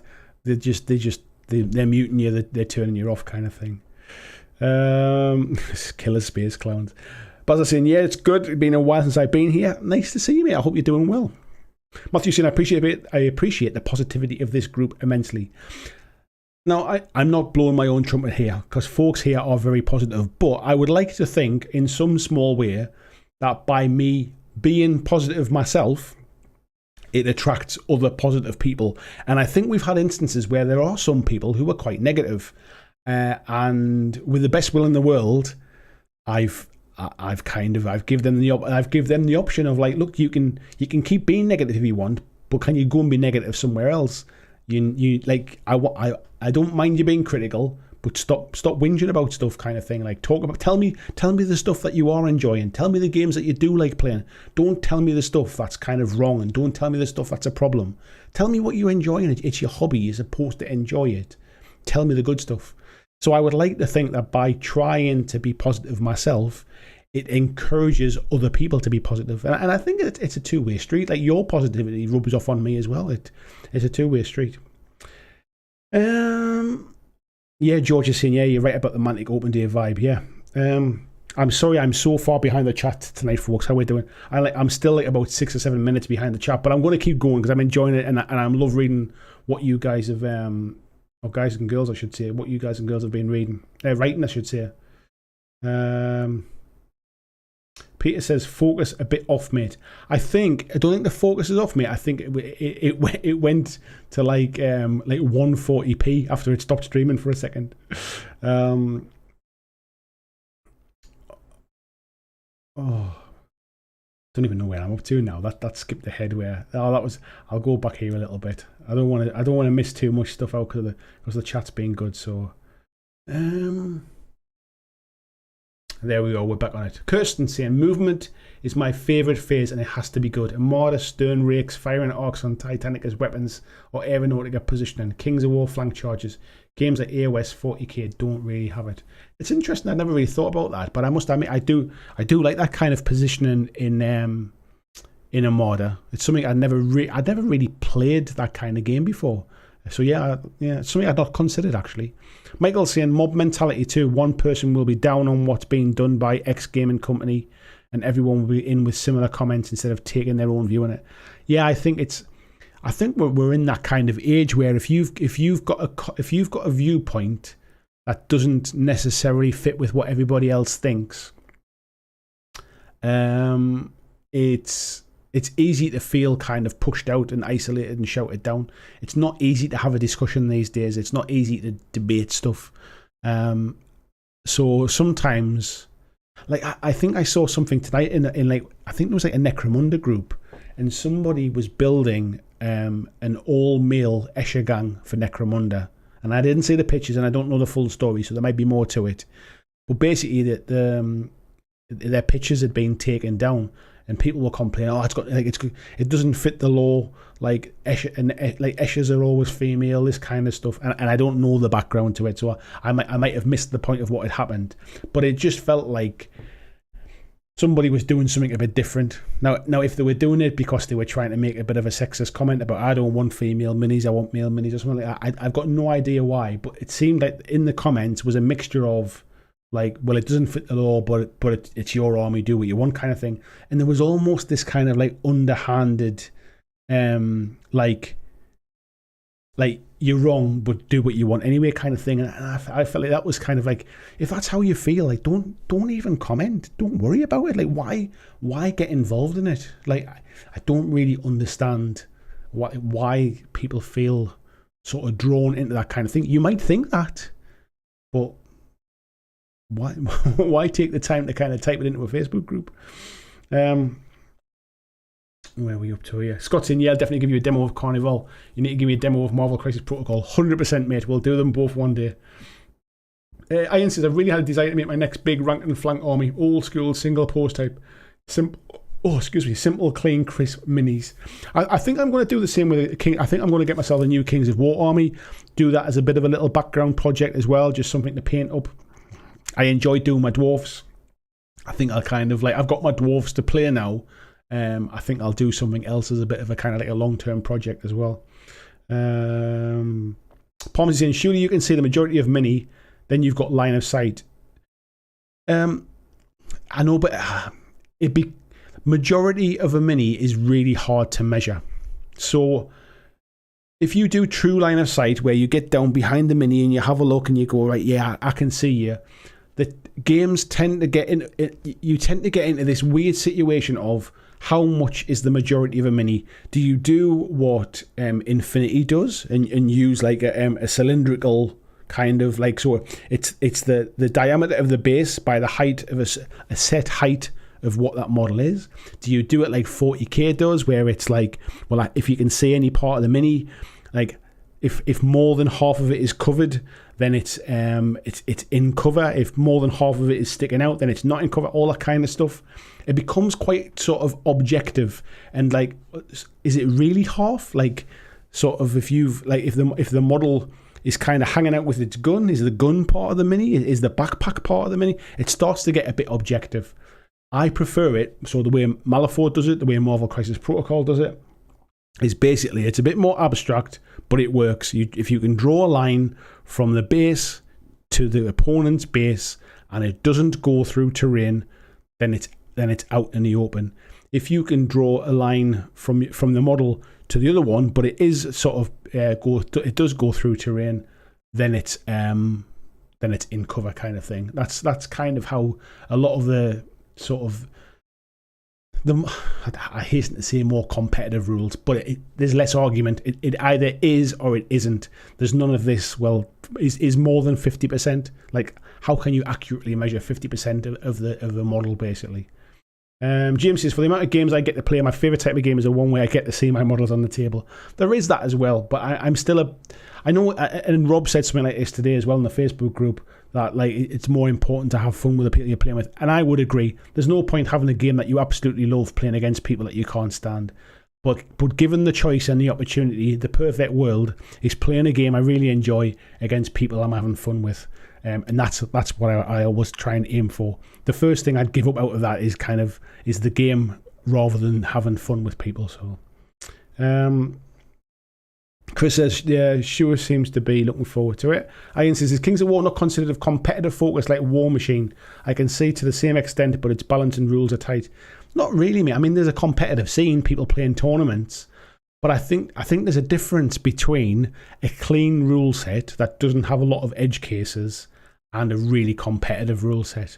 And I think the competitive nature comes from the community, really, I think. Like, a rule set doesn't have to be taken sort of... How can I put this? Just because a rule set is really clean doesn't mean that people are cutthroat when playing it. I think people in Kings of War community are a bit more kind of... There's a bit more hobby in there. People are more interested in seeing how cool their armies look, and they're more interested in just having fun and having a game. There is some competitive players, and they're at the top of the tables and stuff like that. But I just think War Machine back in the day was... Like, War Machine as an example was... There was no painting requirements, so you didn't have to paint models. And the reason you didn't have to paint them was... The idea was you could turn up at an event when a new model was being launched that day. You could literally go and get your hands on it, glue it together, and put it on the table and play it in that day's event. Like... So you didn't even have to prime the model. When I played War Machine, there was a lot of bare metal minis on tables. And I think that's... kind of like when you're really getting into the uber competitive sector at that stage. VJ saying Street Fighter Mini is a great combo, fantastic sculpts, mini with a great card-based head to play. Bloody expensive though. Yeah, again, if you think you're getting value for money though, that's fair enough, isn't it? And he says Infinity Rules, Army Builder are all free online. Yes, they are, mate. Yeah, Chris is saying, I thought Kings of War was more casual based. I think it's kind of one of those games where it's a mix of both. There's a real casual community to it, and then there's people who love playing in tournaments. But my experience of Kings of War tournaments is that the people are generally like really friendly. Christian sharing the Amazon affiliate link as well. Don't forget, folks, next week I think is Amazon Prime Day. If you are doing any shopping on Amazon during that time, please do click my link. It really helps me out. And he says, don't you keep snakes in really useful boxes? No, mate. Vijay says, looking forward to the studio tour video. Now it's all done. Yeah, it's 100% all sorted now. Christian is the only person who's seen it outside of my family. Chris says, has anyone backed the new Outward Realms Kickstarter? I don't really know anything about me. I don't think I've even heard of it. Underdog says, if you need some models painting, I'm your man. Some space is left. I can't afford it, mate. I haven't got any money. That's why I paint all my own stuff. Frederick says, freeze. Yeah, I think it lost the stream a little bit, mate. VG saying, Teespring is great unless you're in Australia. I'll pay the extra to get stuff from the UK as not much difference in price. Is it really, mate? I didn't realise that bit. Yeah, I had to refresh. Yeah, I think it just dipped out for a few seconds a while ago. Let me catch up a little bit. VG says, maybe you've had a bandwidth hog. Move it in locally. Yeah, who knows, mate, who knows. Peter says, I'm having a penny pinch at the minute due to a big purchase on the horizon, but I think I can stretch to one of your caps. Yeah, I've had them for a while, mate, now. Probably going back to, was it last summer, I think? Been there for a while. There's been a link in the Facebook group for ages. Let's have a little look. I'm skipping ahead here. Frederick says, what's your take on Middle-earth SBG? Only game I play at the moment. Really like the aesthetic, lore, the way the game works. My honest opinion, mate, is I didn't really enjoy it. I got the starter box. I went halves on the starter box with my brother-in-law. I found the rules difficult to understand. I did try to learn to play from the rule book. I tried watching some battle report type things, learned to play, but they skipped over loads of stuff. And then when they talked about something, I was looking in the rule book to try and find out where they said it, and I couldn't find it anywhere. I'm not a Lord of the Rings fan. I'm not a fan of like kind of that particular franchise or Hobbit and all of that kind of fantasy particular trope. So I just found that it wasn't really for me. I didn't have this kind of affinity with the background and the lore and the love of painting certain armies or certain models. So I just found, for me personally, there were better fantasy games out there. But if you're a Lord of the Rings fan, I can completely see why it's something that you'd be interested in. Joachim says, Ian and folks missed most of the live stream due to Sweden playing football against Spain. Now I have this stream to look forward to tomorrow. Nice one, mate. Yeah, Chris is a big fan of middle of the strategy battle as well. But he says, I think less about cost and more about value. Yeah, I'm the same, mate. An expensive mini I play with all the time is still better value than a cheaper one that sits on the shelf. 100%, mate. That's me as well, mate. Marcus is saying, do you not worry that you need to pander to anyone but us? Oh, do not worry. You do not need to pander to anyone but us. Do you know, I've always said this, mate. I've always said that basically this channel is not about getting the most views. It's not about getting the most subscribers. I know there's things that I can focus on to get me more views. If I talk about Games Workshop stuff, I get more views. I always do, and I know that. But I want this channel to be different. I want this channel to be for people like you, people that play lots of different games, who want to chat about lots of random topics, who want a bit of positivity, who want to talk about the things that's not necessarily like, oh, so what do you think of these particular rules? Like, is this going to be any good in the game? That kind of stuff. I want it to be more of like a community, like a hobby type thing. And the way the business model that I have, to try to keep this working full time, is I need to get a portion of the community to kind of support me financially, whether that's through buying t-shirts, whether it's through using my affiliate links, like it doesn't cost you any more, but it helps me out, whether it's through Patreon, support me on there. And then basically, as long as I'm keeping that community happy with the content that I'm producing, the whole thing works. It doesn't need, I don't need thousands of Patreons. I don't need sort of tens of thousands of subscribers. I don't need 25,000 views a video and rely upon ad revenue that way. Like, it's structured around a completely different model to most channels, which is why I can do this full time with like 13,000 subscribers, and some channels can have 100,000 subscribers and still not be able to do it full time. So it's a completely different channel. That's why I talk about the games that maybe don't get the love and don't get the coverage. And it might only play out to 500 people or 1,000 people in views, but those are 500 to 1,000 really engaged people who are interested in finding out about stuff that they don't really see elsewhere. So yeah, I kind of do pander to you. Look, I get it. I don't pander to you. I still only talk about the stuff that I'm interested in, but I do want to keep like the kind of like the loyal community, if you like. I want to keep them interested. Let me keep going here. Kirsten's saying, I like reading rules. There's nothing I hate more than someone saying, oh, you'll pick it up as we go. With things like board games, it gives me massive anxiety and really puts me off. I know what you mean, actually. Yeah, I like to know enough to get started, but then I don't mind it so much. Scott says, I backed Mythic Battles, Ragnarok, tons of extras got unlocked for free. I love the miniatures and the theme, being a huge fan of Norse mythology. Yeah, good stuff, mate.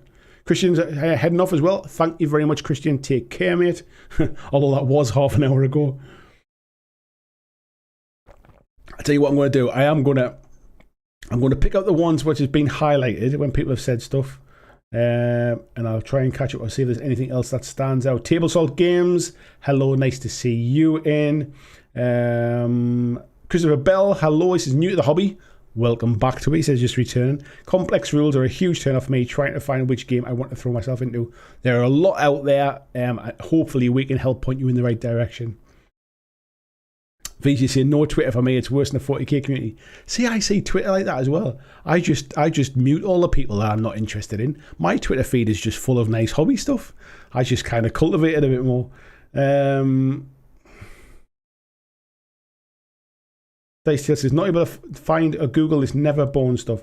I don't think it's Neverborn, mate, is it? I forget what it's called now. It's a brand new company, mate. Their Kickstarter hasn't started yet. That's why I was saying just follow them on Twitter, because I know they just started his Twitter account. Yeah, and it is Netherborn. Yes, that was it. Invasion says maybe he's just made his first product. Yeah, it is absolutely his first product, mate. It's just getting started. Lazy Pirate says, what you're telling me is eating a 5-pack of jam donuts is a bad thing. There's healthier things, mate, but I do agree they're nice. Pomsy say, I agree. It's like good people who are positive and good at heart, but know how to be negative positively. Yeah, I know what you mean, mate. I know exactly what you mean. Mark Hornoff says, really been enjoying Marvel. Just had Deadpool set arrive the other weekend. I've just been building my Deadpool stuff tonight, actually. Deadpool and Bob and the taco truck. I've just been building them tonight before the stream started. John says, as an admin, you still manage to beat me every time to accept a new member on the Facebook group. It's been great help bringing people together.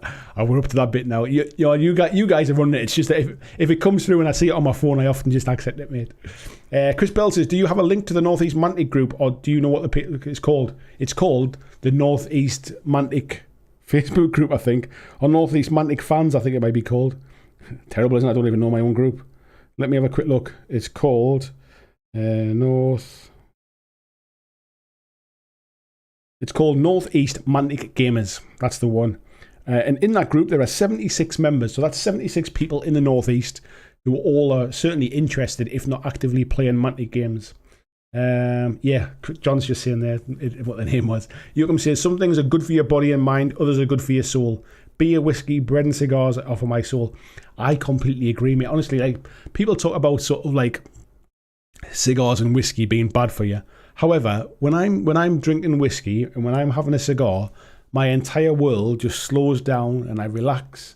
My heart rate comes down. I don't have a care in the world. That's my kind of like my peaceful moments. And that is way better for me. Like, for my mental health, for my kind of my heart health, that's way better for me than any negativity of drinking whiskey and smoking a cigar once in a blue moon. Chris Wilson says, I've looked at Kings of War, but between AOS and other games like Conquest, it's a hard choice. For me, it's a really easy choice. I would pick Kings of War every single day of the week from those three games. But that's because I know that's the kind of thing I like. It depends upon what you're looking for, to be fair. Sunday Sykes, he started playing 40k, but found like Blood Bowl in my area. I think a large part of this is the players. 40k group were very competitive, but our local Blood Bowl players are very chilled out. You must have found the only chilled out Blood Bowl players in the world, mate. Scotty, where's Crabby these days? I think he works for Amazon now, mate, so I think he works funny shifts. Dave saying, going to call it a night, been a good one. Thank you very much, mate. That's if you're still here. Tony saying, I just paint random individual minis from various companies and astound my peers with my complete lack of understanding of rules of law. There's nothing wrong with that, mate. I know nothing about many things. Posey saying, pick up the crab. Vizzy says, some people spend far too much time caring about the gender of their plastic toys. Yeah, I'm finding that a lot lately. I'm in a bit of a philosophical kind of mood at the moment, and I listened to a podcast last night where there was a trans woman who was talking about her experience in the game and stuff, and I must admit, it kind of opened my eyes to a lot of stuff, just as in like seeing it from a perspective I would never experience myself and stuff, and it has made me kind of stop and think about certain things, about things in the past where I'd consider like, well, why do I need to kind of show support for certain things when obviously I'm not like sort of like, I'm not transphobic, I'm not kind of like sort of any of this kind of stuff. Why would I need like to actively show my support for it when it surely it must be obvious, because I'm not nasty about things, if you like. And actually it just made me think about things that actually it's things that people sometimes consider to be like sort of virtue signaling actually is just sometimes it is actually what it is just by showing that you support something kind of makes people feel comfortable around you, because you think, well, this is a person that I know actively kind of isn't a hateful person, if you like. So I'm just in this kind of philosophical mode at the moment of like looking at how I present myself, I suppose. Like it's easy to say nothing sometimes with the assumption that, well, people know I'm a nice guy kind of thing. And sometimes you do actively have to say things. So yeah, I'm in this kind of philosophical mood of positivity and mental well-being, and kind of wanting to help others, and what can I do to make other people feel kind of welcome in gaming and welcome in the community and that kind of stuff. It just got me thinking, that was all. So yeah, positivity and all that kind of stuff is all on my mind at the moment. Yeah. Morning, by the way. Yes, mate. Ponzi saying regarding line of sight arguments, you just need to play with decent people.